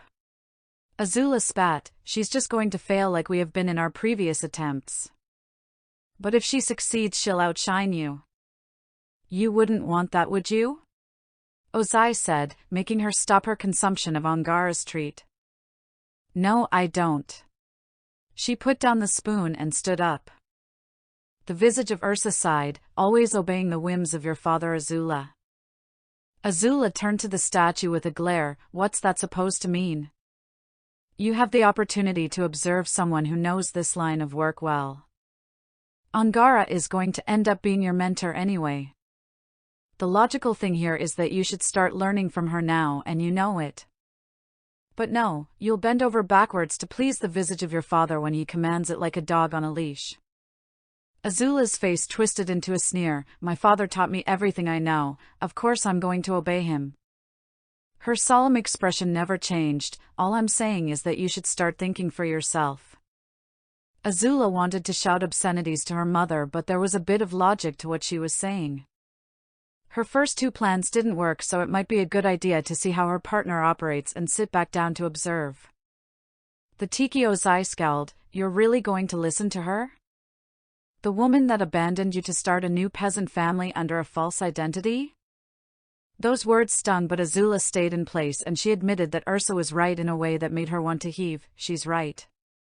Learning what I can from Angara could prove useful in the future. He scoffed. Very well. Go ahead and listen to her. But don't expect any pity when she leads you into becoming a sobbing weakling again. His visage disappeared from the tiki as if he had banished himself out of offense that Azula would ever listen to anyone other than him. She felt her fingers clench, her jaw tighten and her stare growing harder at the mention of her breakdown. She ignored her father's words and focused on Angara. The Kukyuvan princess made her way to where Nobodin was, who still enjoyed his game. She made her way to a court surrounded by transparent walls where people played with bouncing balls that floated through the air, defying the laws of gravity that were thrown through floating hoops. Angara grabbed one and bounced it on the ground and walls, testing the weight and speed of it as it flew around and finding that it lost anti-gravity properties when it left the court. As she tossed a ball through a hoop, Nobodin moved into another position while checking his watch. While all the other passengers weren't looking, Angara threw the ball as hard as she could. The ball accelerated quickly, and once it went through the opening in the court, it struck the side of his head hard, knocking him to the ground. Azula practically spat out the frozen custard in sheer surprise at Angara's actions. She knew Angara may have taken a blunt approach, but she didn't think it would be this straightforward and violent. That was her plan? She asked incredulously. Well, sometimes the best plan is the simplest one, Ursa said. Angara removed her own key bracelet and ran up to him as people gathered around to see if he was all right. Oh no, sir. Are you all right? Angara asked, poorly feigning concern as she knelt next to him and discreetly pulled his bracelet off and dropped hers next to him. Don't worry, sir, I'll go find a doctor. She quickly ran off as he started to pull himself up, and before he could recognize her, Angara dashed out of there and up to Azula, slamming the bracelet on the table, and that's how it's done. Azula could only stare at her with an expression that was a mix of annoyance and shock. That was your plan, giving him a concussion? I told you knocking him out would work. You didn't even knock him out. Azula pointed to the older man struggling to get back to his feet as he was helped up before tripping and falling flat on his face. Who cares? We got the bracelet, so let's get the package. Azula swiped the bracelet as she got up and put her earpiece back on. I'll go get the package.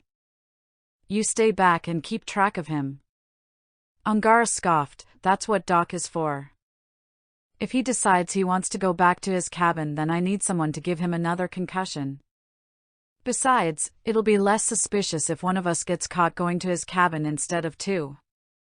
Angara rolled her eyes. Fine, pup, go and get the package. Just don't break it. I won't. Azula left her. Angara sat down and watched as Nobodin struggled to keep his balance. Doc, Myrelle, the pup has the key and is going for the package. I'm hanging back to keep an eye on the target. Acknowledged. I'll direct her, Doc said. Great. Myrelle said ecstatically as she enjoyed the view of the gas giant in the night sky. You two do what you have to. I'll be logging off soon. I've got a message appointment coming up, so contact me if there's a problem. Will do. Angara said, dipping a spoon into her cup only to find it was empty. That little she ate my damn custard. Azula arrived on the designated deck where the package was and traversed the corridors until she reached the royal loft suite. She placed the key bracelet against the lock panel, however the panel flashed red and beeped.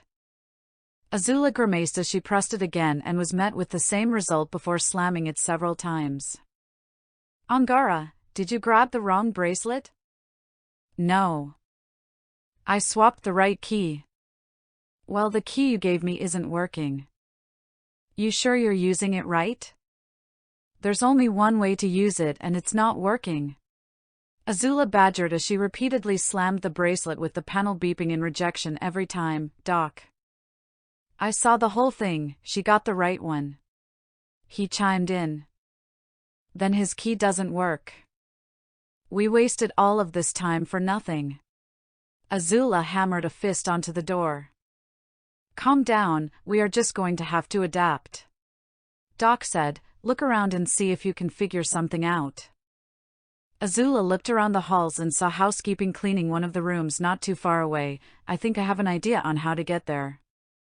She made her way to the room, seeing the maid cleaning the bathroom near the entrance, quietly entering the mundane cabin, and made her way towards the balcony.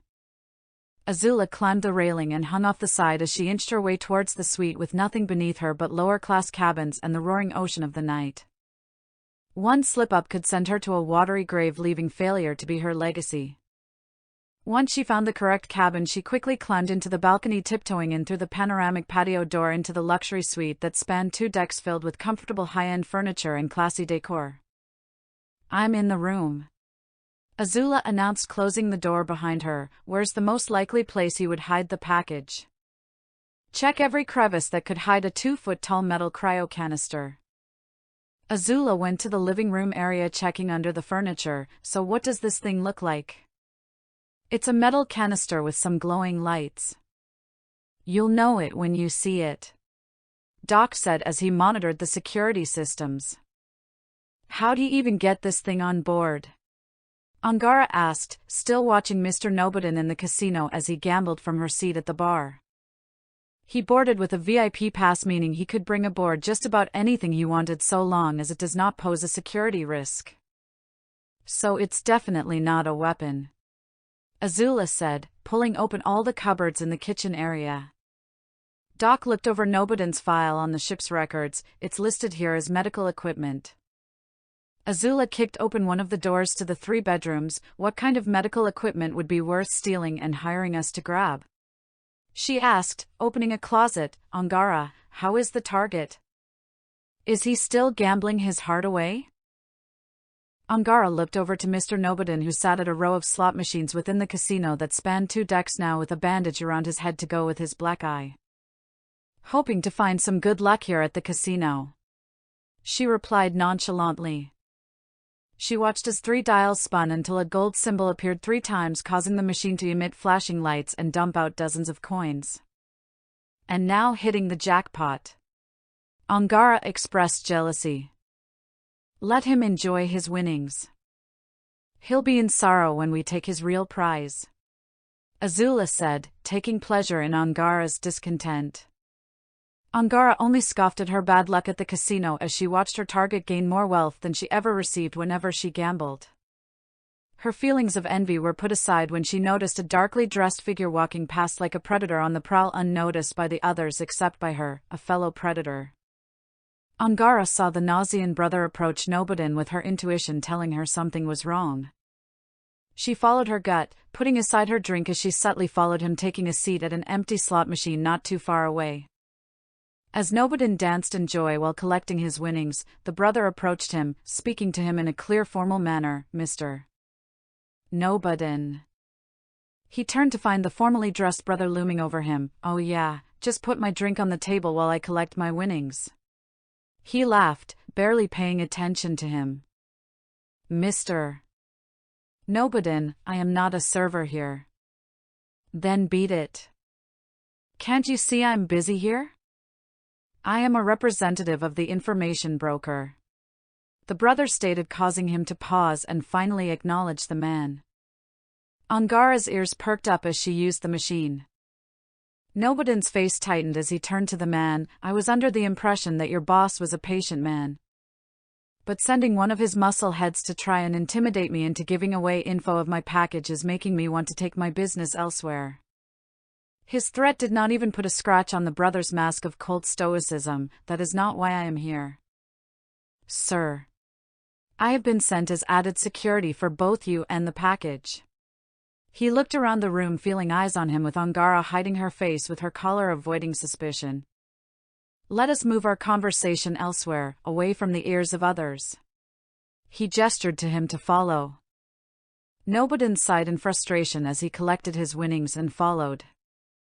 Angara watched as the target exchanged his tokens with the brother, waiting patiently. Guys, some guy just showed up claiming he is added security sent by the information broker. That's weird. Why would the broker send an escort without informing the seller? Doc asked. And why even send an escort when you don't even know what the package is? Angara followed up. Something doesn't smell right here. Pup, how's your progress? Still looking for the package, Azula said, looking under a bed. And Myrel? Still disconnected, Doc informed. Keep her on standby. I'm gonna go follow them, she said, leaving the slot machine. She followed them through the promenade, maintaining distance until they were several decks lower at the aft end of the ship, away from the other guests. Doc, where is he leading the target? Lower decks bordering on the edge of the public decks and off-limits areas. As the brother went down a set of stairs, he clicked a button on his watch. The camera feed Doc watched was suddenly hit with a wave of interference that distorted the feed until it was barely visible. Doc put down the room service he had been eating, going over the feed trying to recover it. Angara? Something's wrong with the cameras in your area. Angara continued following but noticed that her earpiece was exuding static. Doc? Doc, can you hear me? ZZZZZGAZZZZZ cam ZZZZZ dash. She couldn't get him back online. Realizing she is alone, she pushed on staying out of sight by hiding behind the corner until they stopped in a secluded area. Nobodin, now frustrated, demanded he be told why he was here. All right, so why did you drag me out here when dash? The brother spun around in an explosive burst of speed, pinning Nobodin against the railing of the deck before summoning a blaster pistol from his jacket and fired into him, muffling the sound by pressing it into his stomach along with covering his scream with a hand over the mouth. In an instant Nobodin was dead, his body dropping like a sack of rocks. The brother quickly picked his pockets for anything of value, taking the watch that he had been looking at throughout the day, and noticed it wasn't just a watch, but it displayed the package's location on its small screen. He quickly pocketed the device and dumped the body overboard, the darkness of night hiding the body from view. The brother spoke through his own earpiece. The target has been neutralized. Go for the package. He turned and exited the same way he came, clicking his watch once more. Angara pulled herself away from the corner, returning to the more populated deck and hiding amongst the crowd as he returned to the deck, weaving through the crowd, focused on whatever his next objective may be. Doc came back on. Angara? Angara, can you hear me? Yeah, I heard you, Doc. Where the hell did you go? There was some interference. What happened? Listen. The target is dead. What? That guy he was talking to killed him and threw him off the boat. She then remembered he was talking to someone else. Wait. Azula. Where is she now? Doc checked his feed, switching to the area Azula was in. She's still in the target's room. The camera feed from the corridors around the target's cabin suddenly began to cut out. Wow. Wow. Wow. Everything is going out again around her. Get her back on. I'm gonna follow this guy. Azula entered the master bedroom, checking the wardrobe and drawers, sifting through the clothes, finding some loose change that she happily pocketed before moving on. She looked beneath the bed and found the gray luggage she had seen before. She pulled the luggage out and struggled to lift it onto the bed as it was much heavier than she had thought, and opened it, finding a large barrel-shaped metal pod with a fogged-up window obscuring the contents inside, with a small screen next to it with flashing lights. Doc said that she'd know it when she saw it, and this was definitely it. Like I said before. Too easy, she said, satisfied despite the bumps along the way. She quickly zipped it up and began dragging it behind her as she went to make her exit. Good news, I found the package. Doc came back on with panic in his voice. Azula. Get ZZZZZ, there's ZZZZZ dash. He was cut off by static. Doc? Doc, can you hear me? Hello? She shrugged it off and went down the steps towards the exit, only the door lock suddenly retracted with the door sliding open. Before whoever was on the other side saw her, Azula scrambled back into the master bedroom. The person on the other side stepped forward and Azula could see them from the crack of the door. It was the sister calmly striding in with an apathetic, calculated manner, stiffly scanning the room like a machine. She cracked the door open and watched the interloper who now paced around the cabin and wondered how she was able to get inside. She noticed in one of her lower hands was a key bracelet, then remembered back in the solarium she was the one who handed the target back his key. It suddenly made sense. The reason why her bracelet didn't work was because the sister had swapped it out back then. "Brother, I'm in the cabin. It's far bigger than I had anticipated," the sister said through her earpiece. "Are you sure the package is in here?" "Certain.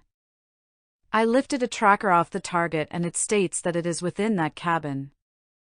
Tear that entire room apart if you have to." "Understood." She pocketed the bracelet and began going through the furniture, tearing pillows from couches without a care before moving on. Azula pulled the door shut. "Doc. Angara. We have a problem." She was only met with static. "Hello? Anyone?" Static remained, so she gave up on getting someone else on the line and accepted that right now she was on her own. The sound of drawers being thrown open with their contents emptied all over the floor could be heard beneath her, along with furniture being flipped as the sister thoroughly searched the entire lower area before the sound of her heels clacking up the stairs warned Azula of her imminent arrival. The sister kicked open one of the other two bedroom doors and began her search there. Azula cracked the door, seeing a clear path to the stairs. She creeped up, pulling the luggage behind her, quickly passing by the room the sister was in, seeing her flip the mattress of the bed.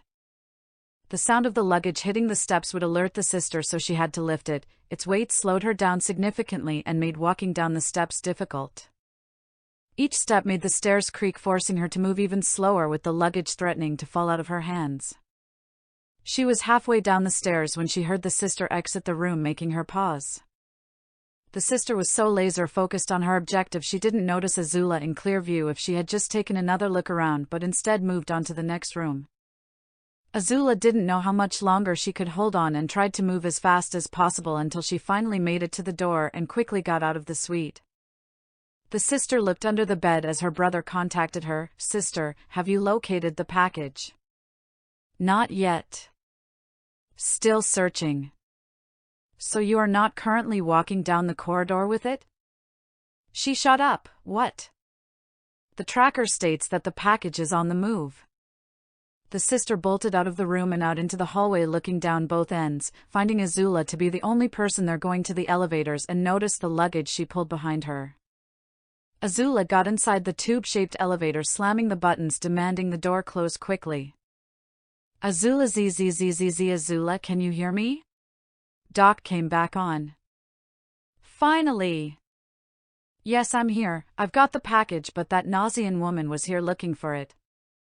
Just get back to the room before ZZZZZ. He began to cut out just as a magenta hand stopped the door from closing.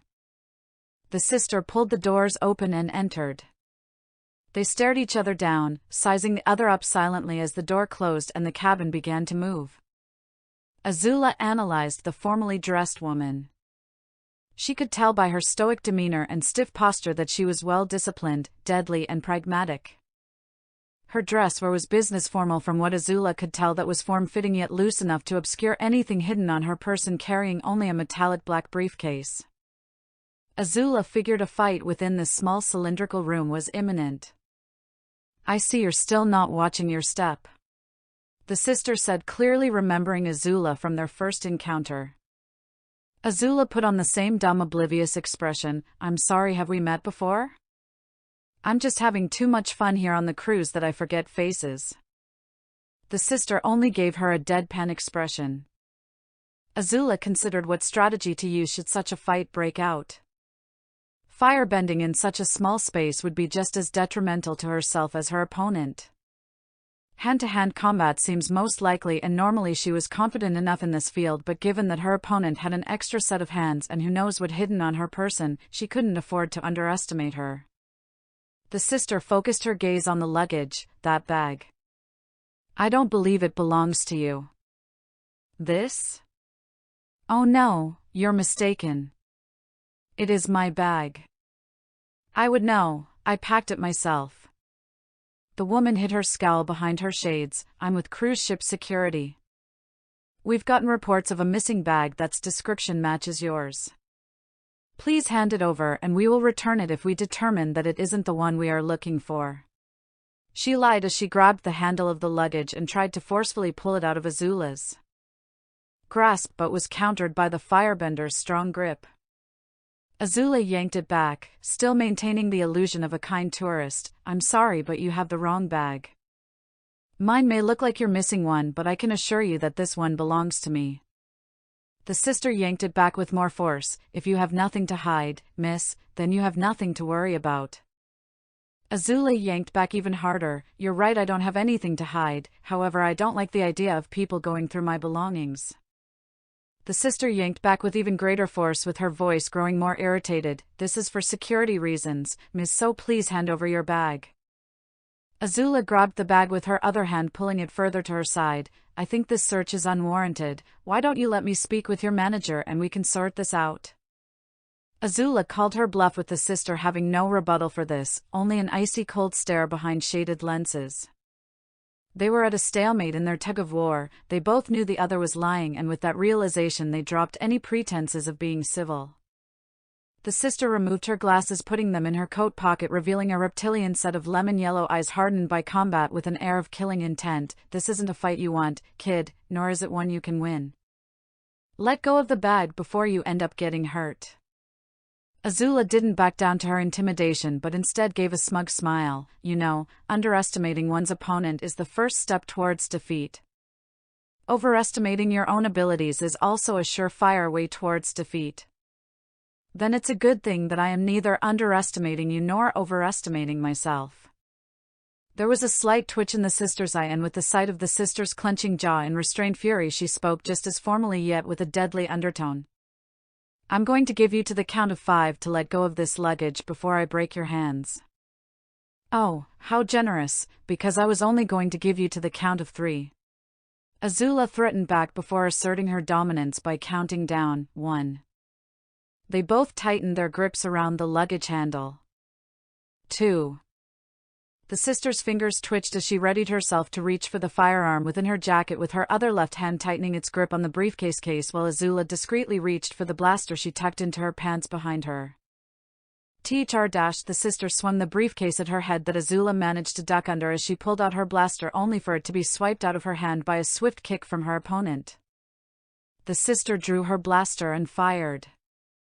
Quick to react, Azula used her bending to catch the blue blast and direct it away. The sister was left momentarily confused by the redirection long enough for Azula to lunge at her gunner arm and attempt to wrestle it out of her hands. Unfortunately for Azula, her opponent had 4 of them, so as soon as she had her arms around the one that held the blaster, the other one above it grabbed a hold of her ponytail, and the opposite 2 attempted to pull her off. They both struggled against one another, using their weight to push each other into the walls of the confined space. The sister pushed Azula face first into the glass wall, managing to slide herself out of Azula's grip and dug both left elbows into her stomach and chest as she restrained her against the wall, switching her firearm hand and took aim. Azula threw her hands up to catch the blast with her bending just moments before it could be fired, freezing the blue molten ball of plasma in the air to the sister's shock. With each passing moment, the blast inched closer and closer towards her face until she redirected it away into the control console of the elevator, halting it in place. The sister was still recovering from the shock of witnessing this, allowing Azula a window to hammer her heel into the base of her shin, causing her to loosen her grip, break free and deliver a push kick to her chest. The sister recovered quickly, pressing a button on her case with a compartment opening on one of the corners. She reached into it, unsheathing a large combat knife, then charging, swiping and stabbing at her opponent. Azula dodged several swipes but felt the sting of the blade against her shoulder. She couldn't dodge forever, the space inside the elevator was too limited and her opponent kept her on the defensive. The sister attempted to use her case as a bludgeoning weapon once more, only for Azula to catch her arm and strike it out of her hand. Her grapple left her open for an attack and she ducked out of another swipe. Azula fell against the door but found her opponent's briefcase close by and without thinking grabbed it, using it as a shield just as the sister brought the knife down where it got stuck. The sister yanked, trying to free her weapon to no avail. Azula sensed her opportunity, quickly getting back to her feet and pushing the briefcase into the sister like a battering ram, forcing her against the glass wall of the elevator, preventing her from utilizing her four limbs as the sister focused on using them to push the surprisingly heavy and dense briefcase away. Azula kicked at her knee, disorienting the sister long enough for her to loosen her grip and allow for Azula to slam the case into her face. She attempted to repeat this action only for the sister to tackle her against the door before grabbing her and throwing her face first against the wall, then wrapping her top set of arms around Azula's head in a chokehold while the lower set restrained her arms. "You should have surrendered the case when you had the chance." The sister's arm tightened around Azula's throat as she struggled to break free and was completely unable to breathe. Azula fought as hard as she could, but the more she struggled the tighter her grip became. She only had one option now. Azula threw both legs up and kicked a torrent of flames into the door, propelling them both back into the wall, causing her to lose her grip. Before the sister could recover, Azula grabbed the briefcase and struck the woman across the face with it again, knocking her unconscious. "And you shouldn't have underestimated me." She dropped her opponent's case. Azula quickly grabbed her blaster and checked the state of the package, finding it to be unharmed.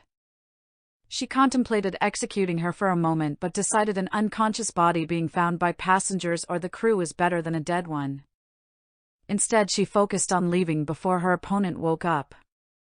She pulled open the doors, seeing the elevator stopped in between decks. She pushed the package off into the lower deck rather than lift it before crawling out herself and bolting down the corridor.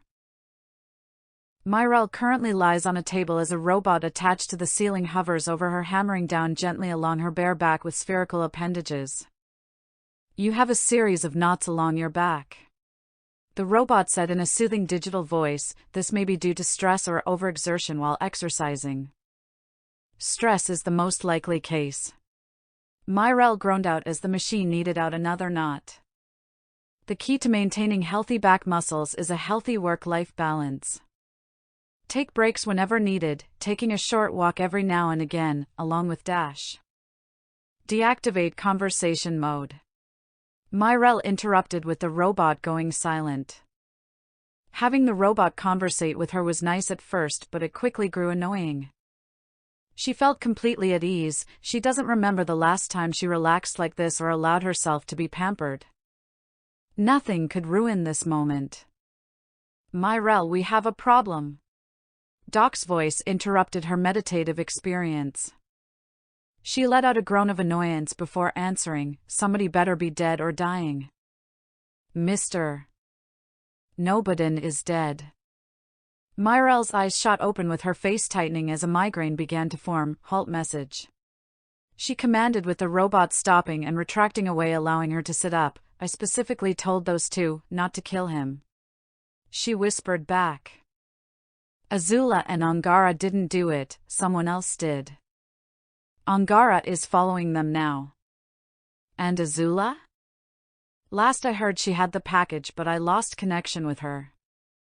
"Captain, I think there might be someone else after the package." Myrelle pinched her forehead to relieve her headache before getting dressed. "All right, I'm coming to you." The brother continued down the promenade at a brisk pace, avoiding the other passengers, all the while Angara maintained a safe distance. She needed to get closer and take him out before he could rejoin his partner and overwhelm Azula, but she needed to be careful. From the looks of him, he's a seasoned hitman who could probably counter any attack she throws if not planned out accordingly, especially without her armor. She also needed to take account of the dozens of people around them that could get in the way. The man continued on his way and found himself waiting behind an old couple taking their time navigating. As he waited for the elderly couple to pass, he felt the barrel of a blaster pressed against his lower back. "Hey buddy. Enjoying the cruise?" Angara said, patting his shoulder, covering her blaster with her jacket draped over her arm. "Why don't we take a walk?" The brother didn't even look at her when speaking. "You won't kill me?" Not out here in front of so many innocents. No, but I can stun your ass until you get nerve damage and drag you off, passing you off as someone who partied too hard. She pressed the blaster against his back harder. Start walking. He silently complied, walking and allowing Angara to direct him away from the crowd. What is your plan here exactly? The brother asked. Drag me off to a reclusive part of the ship and interrogate me? Thought I'd smack you around a bit in the process, but yeah. Maybe you can answer some questions on the way, like why did you kill Nobodin? Isn't it obvious? I was hired to do so, he said as they crossed out into the open deck. By who? I am not liable to disclose that information, he said sharply. Well, I'd better start flapping those lips before I stun the crap out of you. She threatened and pressed the weapon further into his back, and call off your partner while you're at it. Are you worried about your partner's safety? The hornless Pandaren? He stated, I saw you and your partner's pathetic attempt at stealing your target's room key. Angara groaned at the memory of that. You saw that? Guess the pup really was right to be suspicious about you too.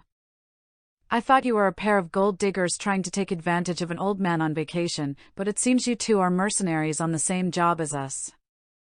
I've never seen a pair of amateurs fail so badly before. Truly, I almost had to look away from second-hand embarrassment. But what can you expect from a Kukyuvan operating without their precious armor to use as a crutch? The brother said, managing to strike a nerve in Angara. She grabbed his sleeve, stopping them both in place near a waterslide. Mind running that by me again, Bob?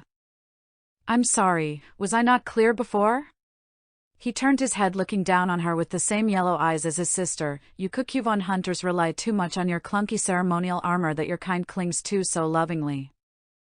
A shame it couldn't do anything to stop the Pendarans from bombing your planet into a radioactive wasteland. Angara growled in frustration, raising the blaster. You've got some nerve running your dash. The brother took advantage of her emotional outburst, flipping around and sending an open palm strike to her chin and wrestling the blaster out of her hand, then kicked her in the stomach towards the opening of the water slide, where she tumbled down, exiting in a pool 4 decks down. The water slide operator saw the altercation and went to confront the brother. Sir, violence against other passengers is strictly dash. The brother knocked him unconscious with a strike to the face before arranging him to look as though he fell asleep on the job. The brother tossed the spiked leather jacket down the slide before disassembling the blaster and tossing it away in a nearby trash can. Sister. We have a problem. His sister, now regaining consciousness, answered back, spitting out some blood. I am aware, brother. The hornless Pandaren girl who spilled a drink on me earlier has the case. Where is she heading? The brother checked Nobodin's watch. Central area of the ship, deck 8. I'm close by, I'll cut her off. The sister climbed out from the broken elevator and began racing down the corridor. Careful, brother. She has some kind of flame weapon on her, and don't use a blaster on her, she does something to the bolt. Acknowledged. Get to the case as quickly as you can. Azula exited the corridor, seeing an elevator awaiting to take her back to the lower levels, but as she came closer to it, the doors slid open, revealing the brother exiting with his shaded lenses locking on her. He pocketed the tracker and marched towards her with purpose, ready to put his physicality to work. There were too many people around for her to get into another fight, so instead she turned around and speed-walked in the opposite direction. She cut through a buffet, hoping to lose him in the crowded area, but he was undeterred, keeping pace with her, bobbing and weaving around every obstacle. She pushed past a family as she exited into the open deck, cutting through another bar, only to be stopped by the 2 right hands of the brother around the luggage. Azula spun around, sending a fist to his face, only for the man to catch it. I wouldn't. She tried to pull away from his grasp, but the grip from his left hand was too tight, along with his grip on the luggage. Let go of the case, miss. Before you get hurt. He threatened. Funny, that's exactly what your sister said before I bashed her face in with her own suitcase. Azula threatened back. The brother made no outward indication that he was fazed by this. Azula could tell that he was probably the most level-headed out of the two. If you're hoping that your Kukyuvan friend will come to save you, don't. I've already taken care of her. Azula only smiled. I hope that means you've killed her, because if so, thank you. You've saved me the trouble of having to do it myself. The brother, again, made no outward indication he was fazed by this comment. Myrelle walked the deck fixing her hair and was on her way back to dock. A third party is definitely going to make a simple job more complicated, but she's sure the girls could handle it. However, she should still be present in case something goes wrong. She turned a corner to take a shortcut through a bar and walked straight into the scene of Azula and the brother having a silent tug-of-war with the package. Myrelle told herself she wouldn't get involved in their operation but may have to make an exception for this moment. She swiped an alcoholic drink off a table when its occupant wasn't looking and made her way to them. She just hoped her acting skills weren't too rusty. The brother pulled the luggage hard as he forced Azula's fist away. Final warning. Let go of the package before dash. Myrelle barged in, wrapping an arm around the brother's shoulders, sipping her drink before speaking in a drunken slur. Honey. Where have you been? I've been at the jacuzzi for hours waiting for you. She said loud enough for all around to hear, and pulled his focus away. Excuse me? He said in confusion while wincing at the smell of her alcoholic breath. Oh, I see how it is. We come on this cruise to revitalize our failing marriage, only you don't want to do that. You just want to flirt with other girls like you always do. Myrelle accused, poking his chest with her drink hand, spilling a little bit of it on his suit with each poke. She made a scene, catching the attention of all the other aliens around them. Azula was baffled by this display, but after a quick look from Myrelle on where the closest exit was, Azula realized what she was doing and pulled her hand free from his grasp after Myrelle yanked on his arm. So you like them yen now, is that right? Myrelle cried, then took an ungraceful sip of her drink. Am I just not good enough for you, huh? Yeah, I'm not as young as I used to be, but I'm still beautiful. My looks haven't aged that much. Myrelle cried out in an overly dramatic manner as she threw herself in his chest, sobbing. Ma'am, I think you have me confused for someone else. He said, awkwardly, doing everything he can to pull her off of him while also trying to maintain his grip on the case. Myrelle dropped her glass on him and grabbed hold of his wrist, pulling him hard enough to loosen his grip. You always do this to me. Leaving me to wallow in self-pity while you go and chase these younger, prettier girls like some kind of sleazeball. For shame. She slapped him across the face, making him lose his grip enough for Azula to take the case and run out of there. Wait. I'm just trying to get back my luggage. The brother attempted to go after her, only for Myrelle to pull him back by the collar. Excuses. Excuses. You always have excuses for your infidelity. Don't you? She fake sobbed harder into his chest. I hate you. I hate your stupid face. She shook him hard. My father was right about you. You're nothing but a disgusting playboy. Ma'am, I don't even know who you are. He could only watch as Azula ran off with the package. He tried prying her off but couldn't break Myrelle's iron grip. Sister. The package is on the move. Port side, going down to the lower decks. On it. The sister responded. Myrelle sobbed louder in order to disrupt his conversation. Get off me. Someone, please help me. He called out to the other passengers, who either watched as if it was a show, looked away in second-hand embarrassment, or left. Azula went down into the first hole, trying to make her way back to the room. She'll have to thank Myrelle later for her intervention, even if she never asked for it, especially for such an embarrassing display. It'll all be worth it though now that they have the package. Her confidence was dashed out the window when she was suddenly pulled back by her ponytail, then felt the heel of someone's foot in her stomach as she was kicked into another elevator. When she recovered, she saw the sister now with the package just before the door closed and began to ascend. Damn it! She shouted, pounding on the door, then pressed the various buttons to try and stop it, to no avail. Doc! The static that obscured the radio finally went away and he came back on. I'm here. What's going on?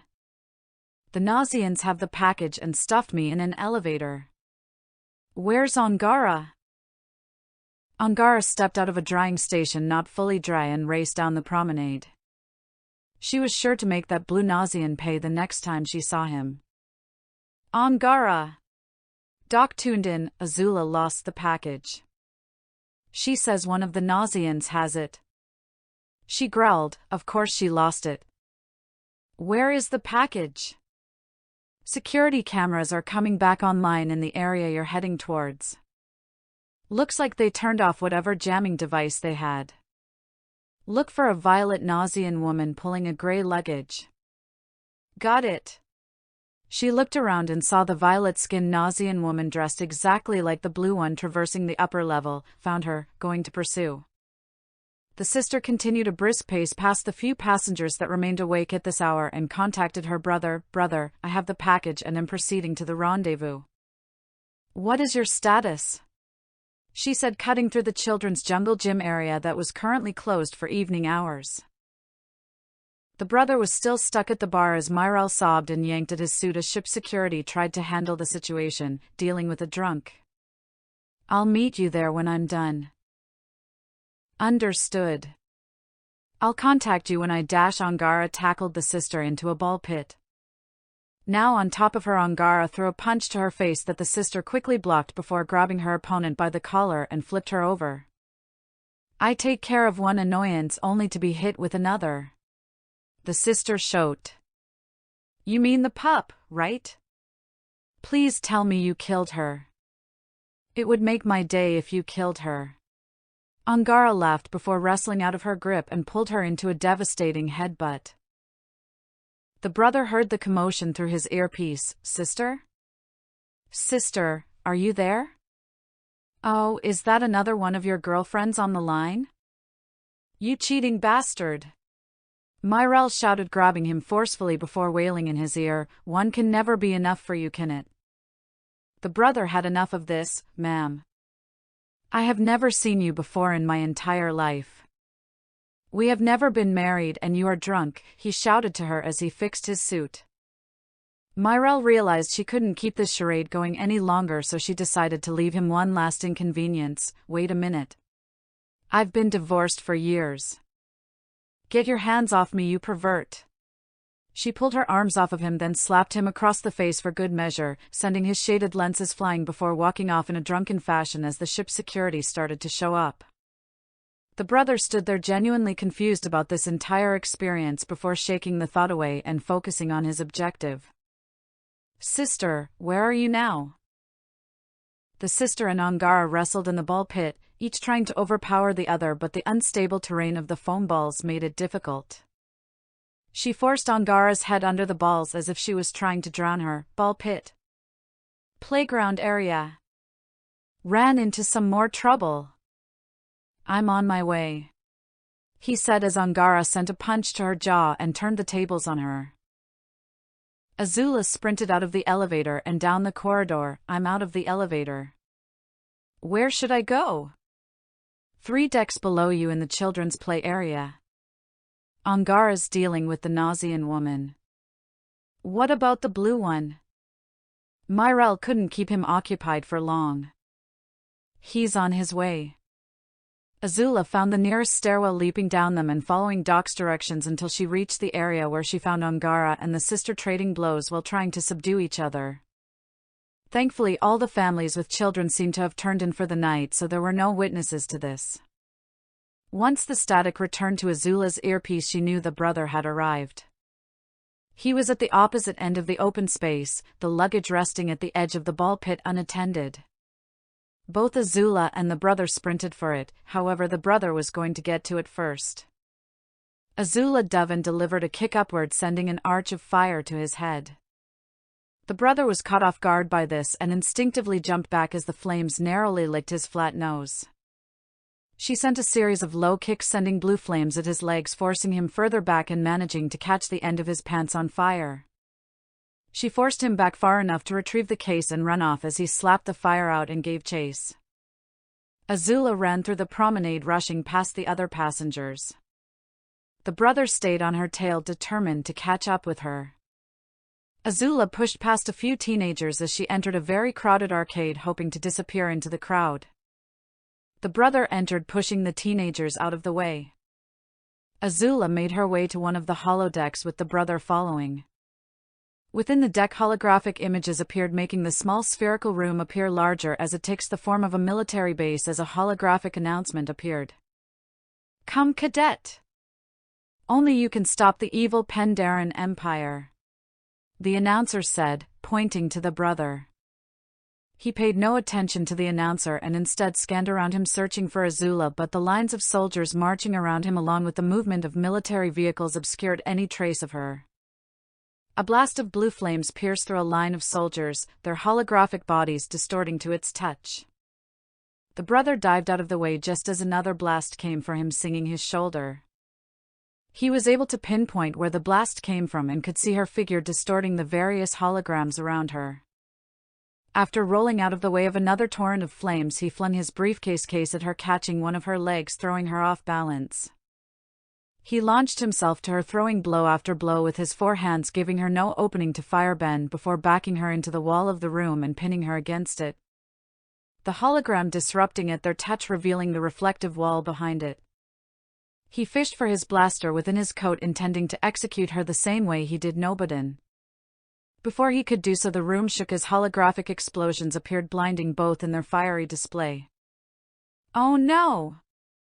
The Pandaren Empire is attacking the base. Quick, cadets, grab a weapon and join the fight," the announcer said enthusiastically. The rumbling of the scene distracted the brother enough for Azula to kick him off as holographic soldiers began fighting around them, the air being drowned out by blaster fire, explosions, and the sound of spaceships flying overhead. The brother recovered, grabbing hold of his briefcase, rearing up and wiping the green blood from his lip. "Fortunate for me that you picked such a loud program to run." "And why's that?" she asked, angling herself for another strike. "It means no one will hear this." He grabbed an opening on his metal briefcase and pulled, revealing it to be a lever, with the briefcase unfolding itself into a submachine gun, and began firing a rapid burst of purple plasma beams. Azula momentarily panicked at the sight of this weapon and quickly took on a defensive stance, waving her arms to direct the blasts away, where they crashed and destroyed the various holographic projectors, sending sparks and shards of glass everywhere, causing the simulation to begin lagging. For every few blasts redirected, several more behind them barreled straight for her. She couldn't keep this up forever. The rapid-fire nature of this blaster made deflecting the constant spray difficult, with a stray blast either grazing her or coming dangerously close to making contact. It was too much for her, so she ran out of his line of sight, but he continued to fire from the hip, spraying plasma everywhere, with the holograms cutting off. The blaster's vents opened, expelling heat and pausing its barrage. Azula saw her opening and sent a burst of fire to his weapon, overheating the battery. The brother threw the weapon away as the battery exploded, further destroying the holodeck. Azula charged him as he recovered, leaping in the air to send a kick to his head, laced with a trail of fire, to finally be done with him. The brother noticed the attack and was able to catch her leg before contact was made, and with all four arms was able to hold her in the air before flinging her against the wall at the far end of the chamber. The destruction of the holodeck was bound to be noticed soon, so the brother quickly found the luggage and began to exit the room. Azula recovered and attempted to give chase until the brother tossed a small metal marble that opened, dispelling gas that flooded the room and completely obscured her view as it stung her eyes and made her cough. Angara struggled as she was put in a headlock by the sister. Both were still in the ball pit. The sister pulled out her combat knife and attempted to plunge it in Angara's stomach, with the Kukyuvan princess's only defense being her grip around the sister's wrist and her own strength that was waning.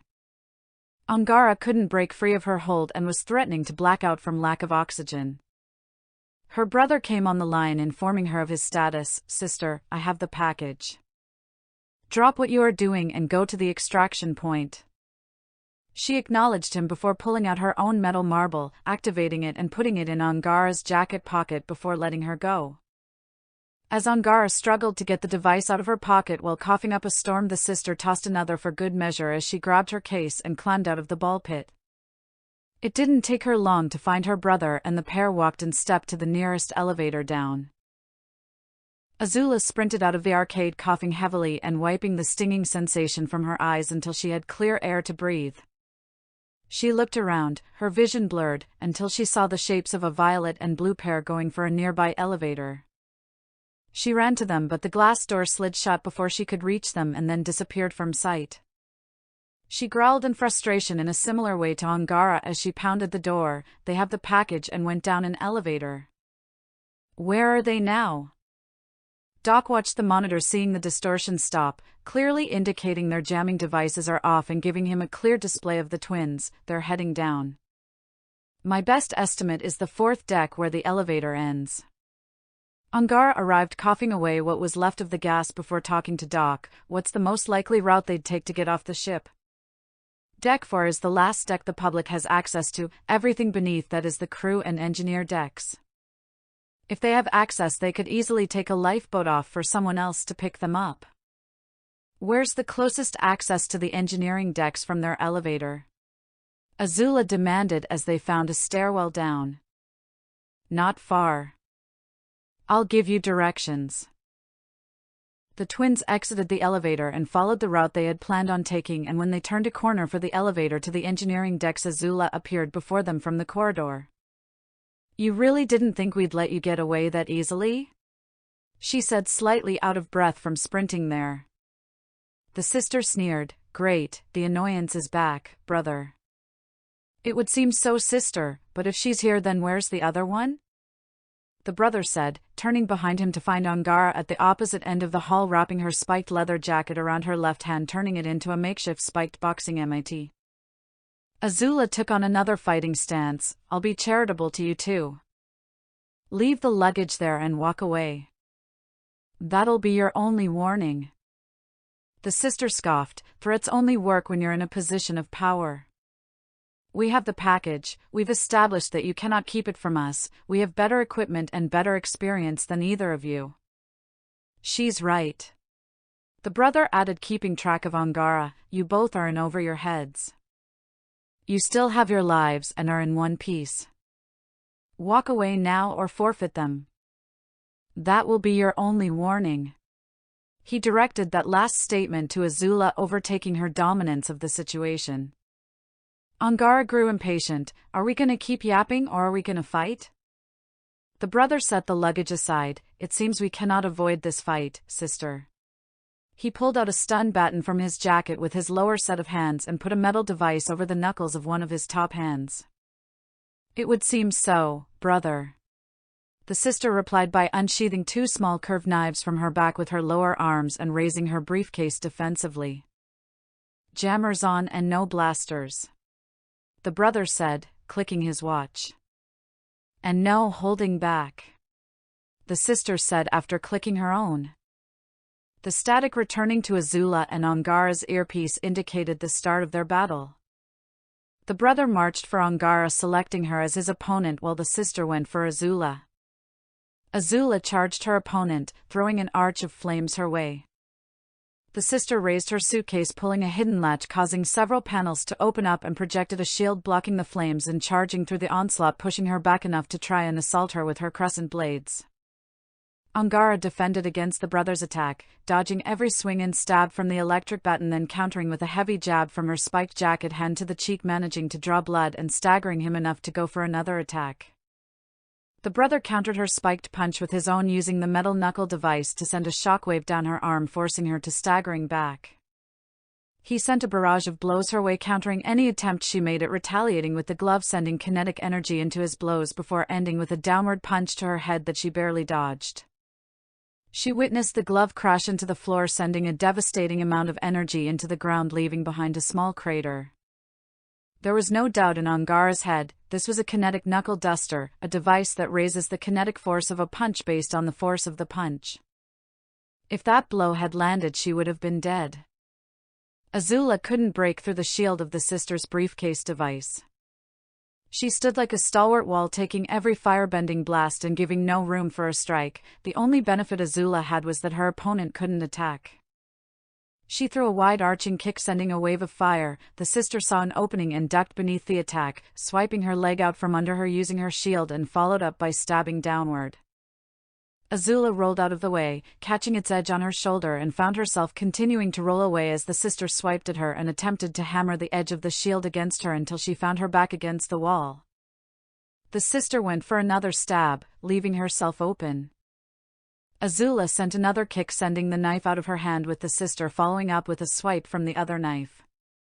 Azula caught the arm, then hooked her foot behind the sister's head and pulled her face down into the carpeted floor before pulling her knife hand into an armbar, managing to lock both of her right arms in place. Angara blocked a swipe from the stun baton but left her stomach wide open for him to strike her with the kinetic knuckles. The force was strong enough to fling her back and bounce off the wall. Angara stumbled back up and sloppily swung her makeshift weapon at him, however he caught it with his free hands, pulling her in to jab the stun baton in her side, her body convulsing uncontrollably as he pushed the weapon deeper into her stomach. Angara fought through this, grabbing him by the collar and pulling him into a headbutt, staggering him. Now free of the electric shock, Angara went on the offensive, using her spiked fist to strike him over and over, swiping the baton out of his hand and backing him into a corner. The brother blocked and dodged as much of her blows as he could but couldn't get out of her assault without help. "Sister!" he called out. The sister reacted to his call and promptly broke out of the armbar, elbowing Azula out of the way and tossing her briefcase shield to him. He caught the shield, countering her attack, and knocked her off balance before bashing her to the ground and hammering the edge down on her. Angara brought her spiked leather fist up, blocking the shield's edge from making contact with her throat. She tried pushing it away, but with the brother's full weight on it she couldn't make him budge. "Hey, pup! Little help here!" Azula jumped back as the sister retrieved her fallen blade, swiping at her. The sister grappled Azula with her top set of arms and pulled her in to stab her with her lower set. Azula caught both arms and struggled to keep the blades from piercing her stomach. "Help yourself, I'm busy." Azula couldn't hold her assault much longer as she watched the blades inch closer and closer. To break out of this, Azula breathed fire onto the sister's sleeves, forcing her to break her grapple. The sister's scream of pain caught the brother's attention, giving Angara a window to push the shield away and kicking him away. Both the siblings were forced against each other's backs as the two princesses went on the offensive.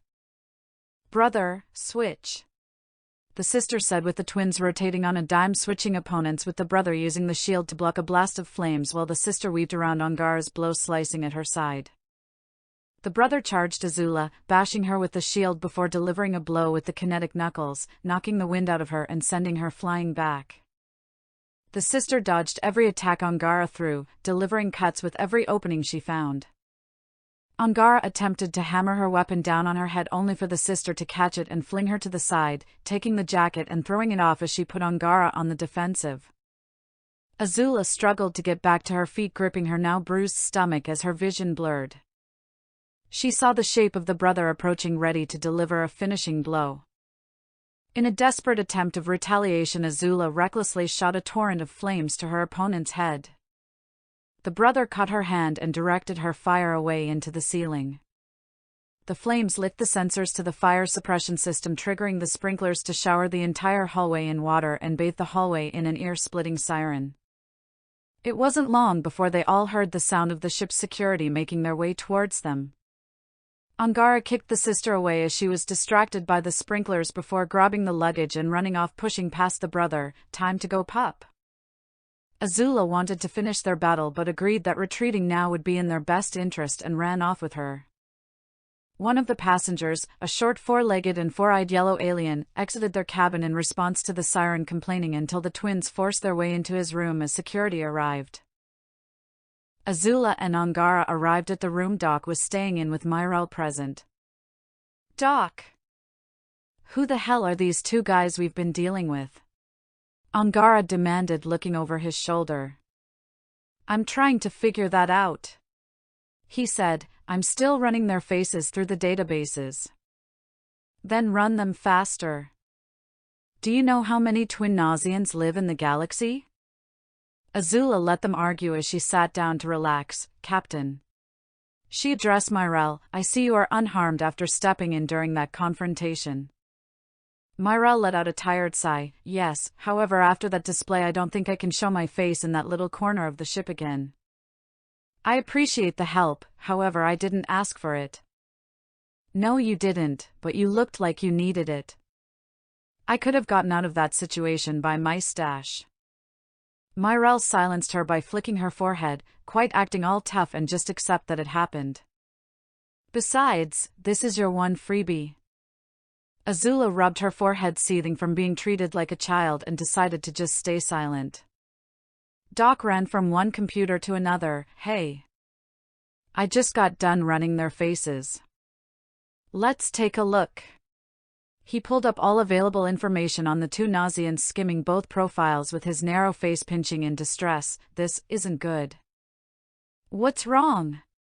Angara asked as she dried her hair. He began summing up the relevant information on their files. Their names are Gundor and Mira Nazar, aka the Nazar twins.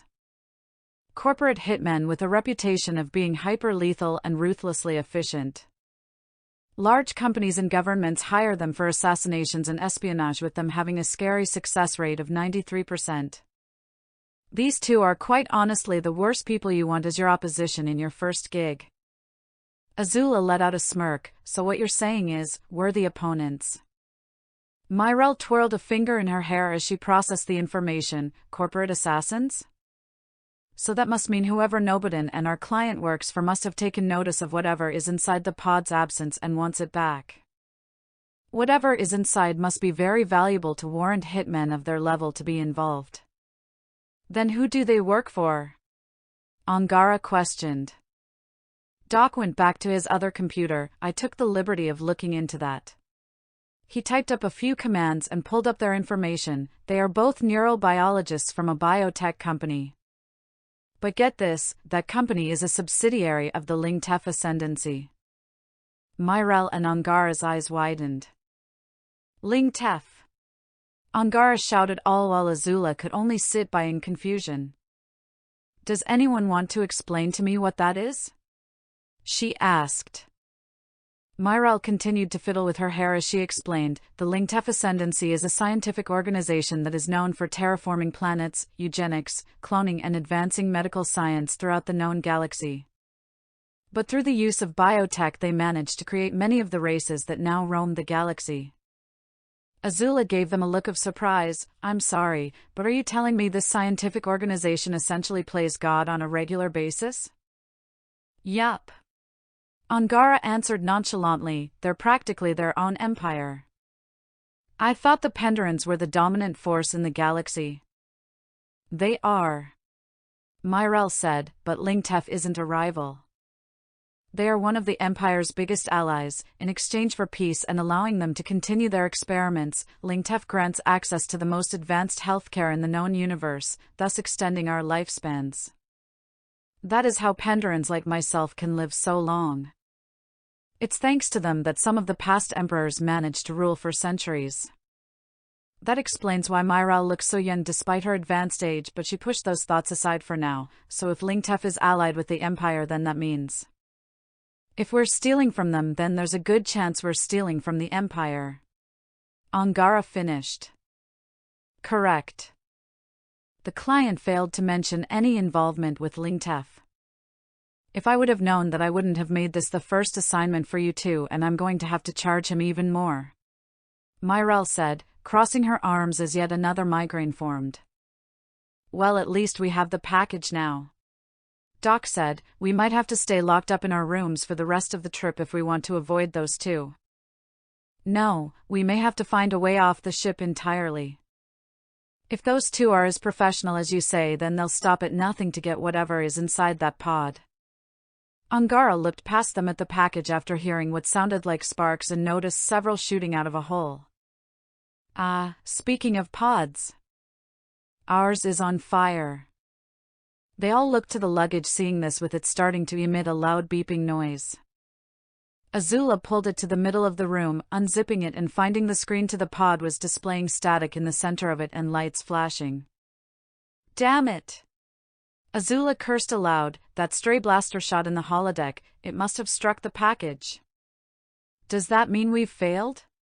Angara asked. Doc. Myrel ordered. The young Kesterdont looked over the pod before giving his verdict. The computer is damaged, there's nothing controlling the stasis function. The temperature inside is dropping fast. We're going to need to take whatever is inside out and find a new place to store it. The client made it very clear it shouldn't be removed. Myrel reminded him. Either we take it out or do nothing and it's destroyed. Azula felt a sense of desperation deep inside her. Her first job ending in failure did not sit well, and if there's a chance to salvage the situation, she'll take it. Myrel, we can't just leave it there. I know the mission parameters say we shouldn't take it out, but given the situation, should we not try to salvage it? Azula reasoned with her. Myrel thought about this for a moment. Let me contact the client and fill him in. Myrel did so, and thankfully he answered right away, putting him on speaker. Did you get the package? His voice came through with anticipation. The package is in our possession, however there is a problem. Myrel answered, there's a third party involved and it took some damage. What? The client shouted. Cryostasis is down to 40%. Doc announced. My tech specialist says it has to be removed if you want it saved. What is your call?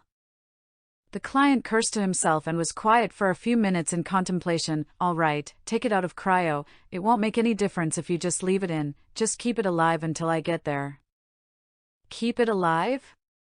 Angara questioned, sharing a curious glance with Azula. All right, opening it up. Doc said, pulling a latch. The window side of the pod hissed open as foggy cold air escaped out and slowly rose open. They all looked into the opening and were surprised to see a gray and white chubby reptilian creature the size of an infant with an extra set of limbs. A hump between its shoulders and a long tail coiled around it in what seemed like a fetal position. Azula squinted and raised a brow. What exactly am I looking at here?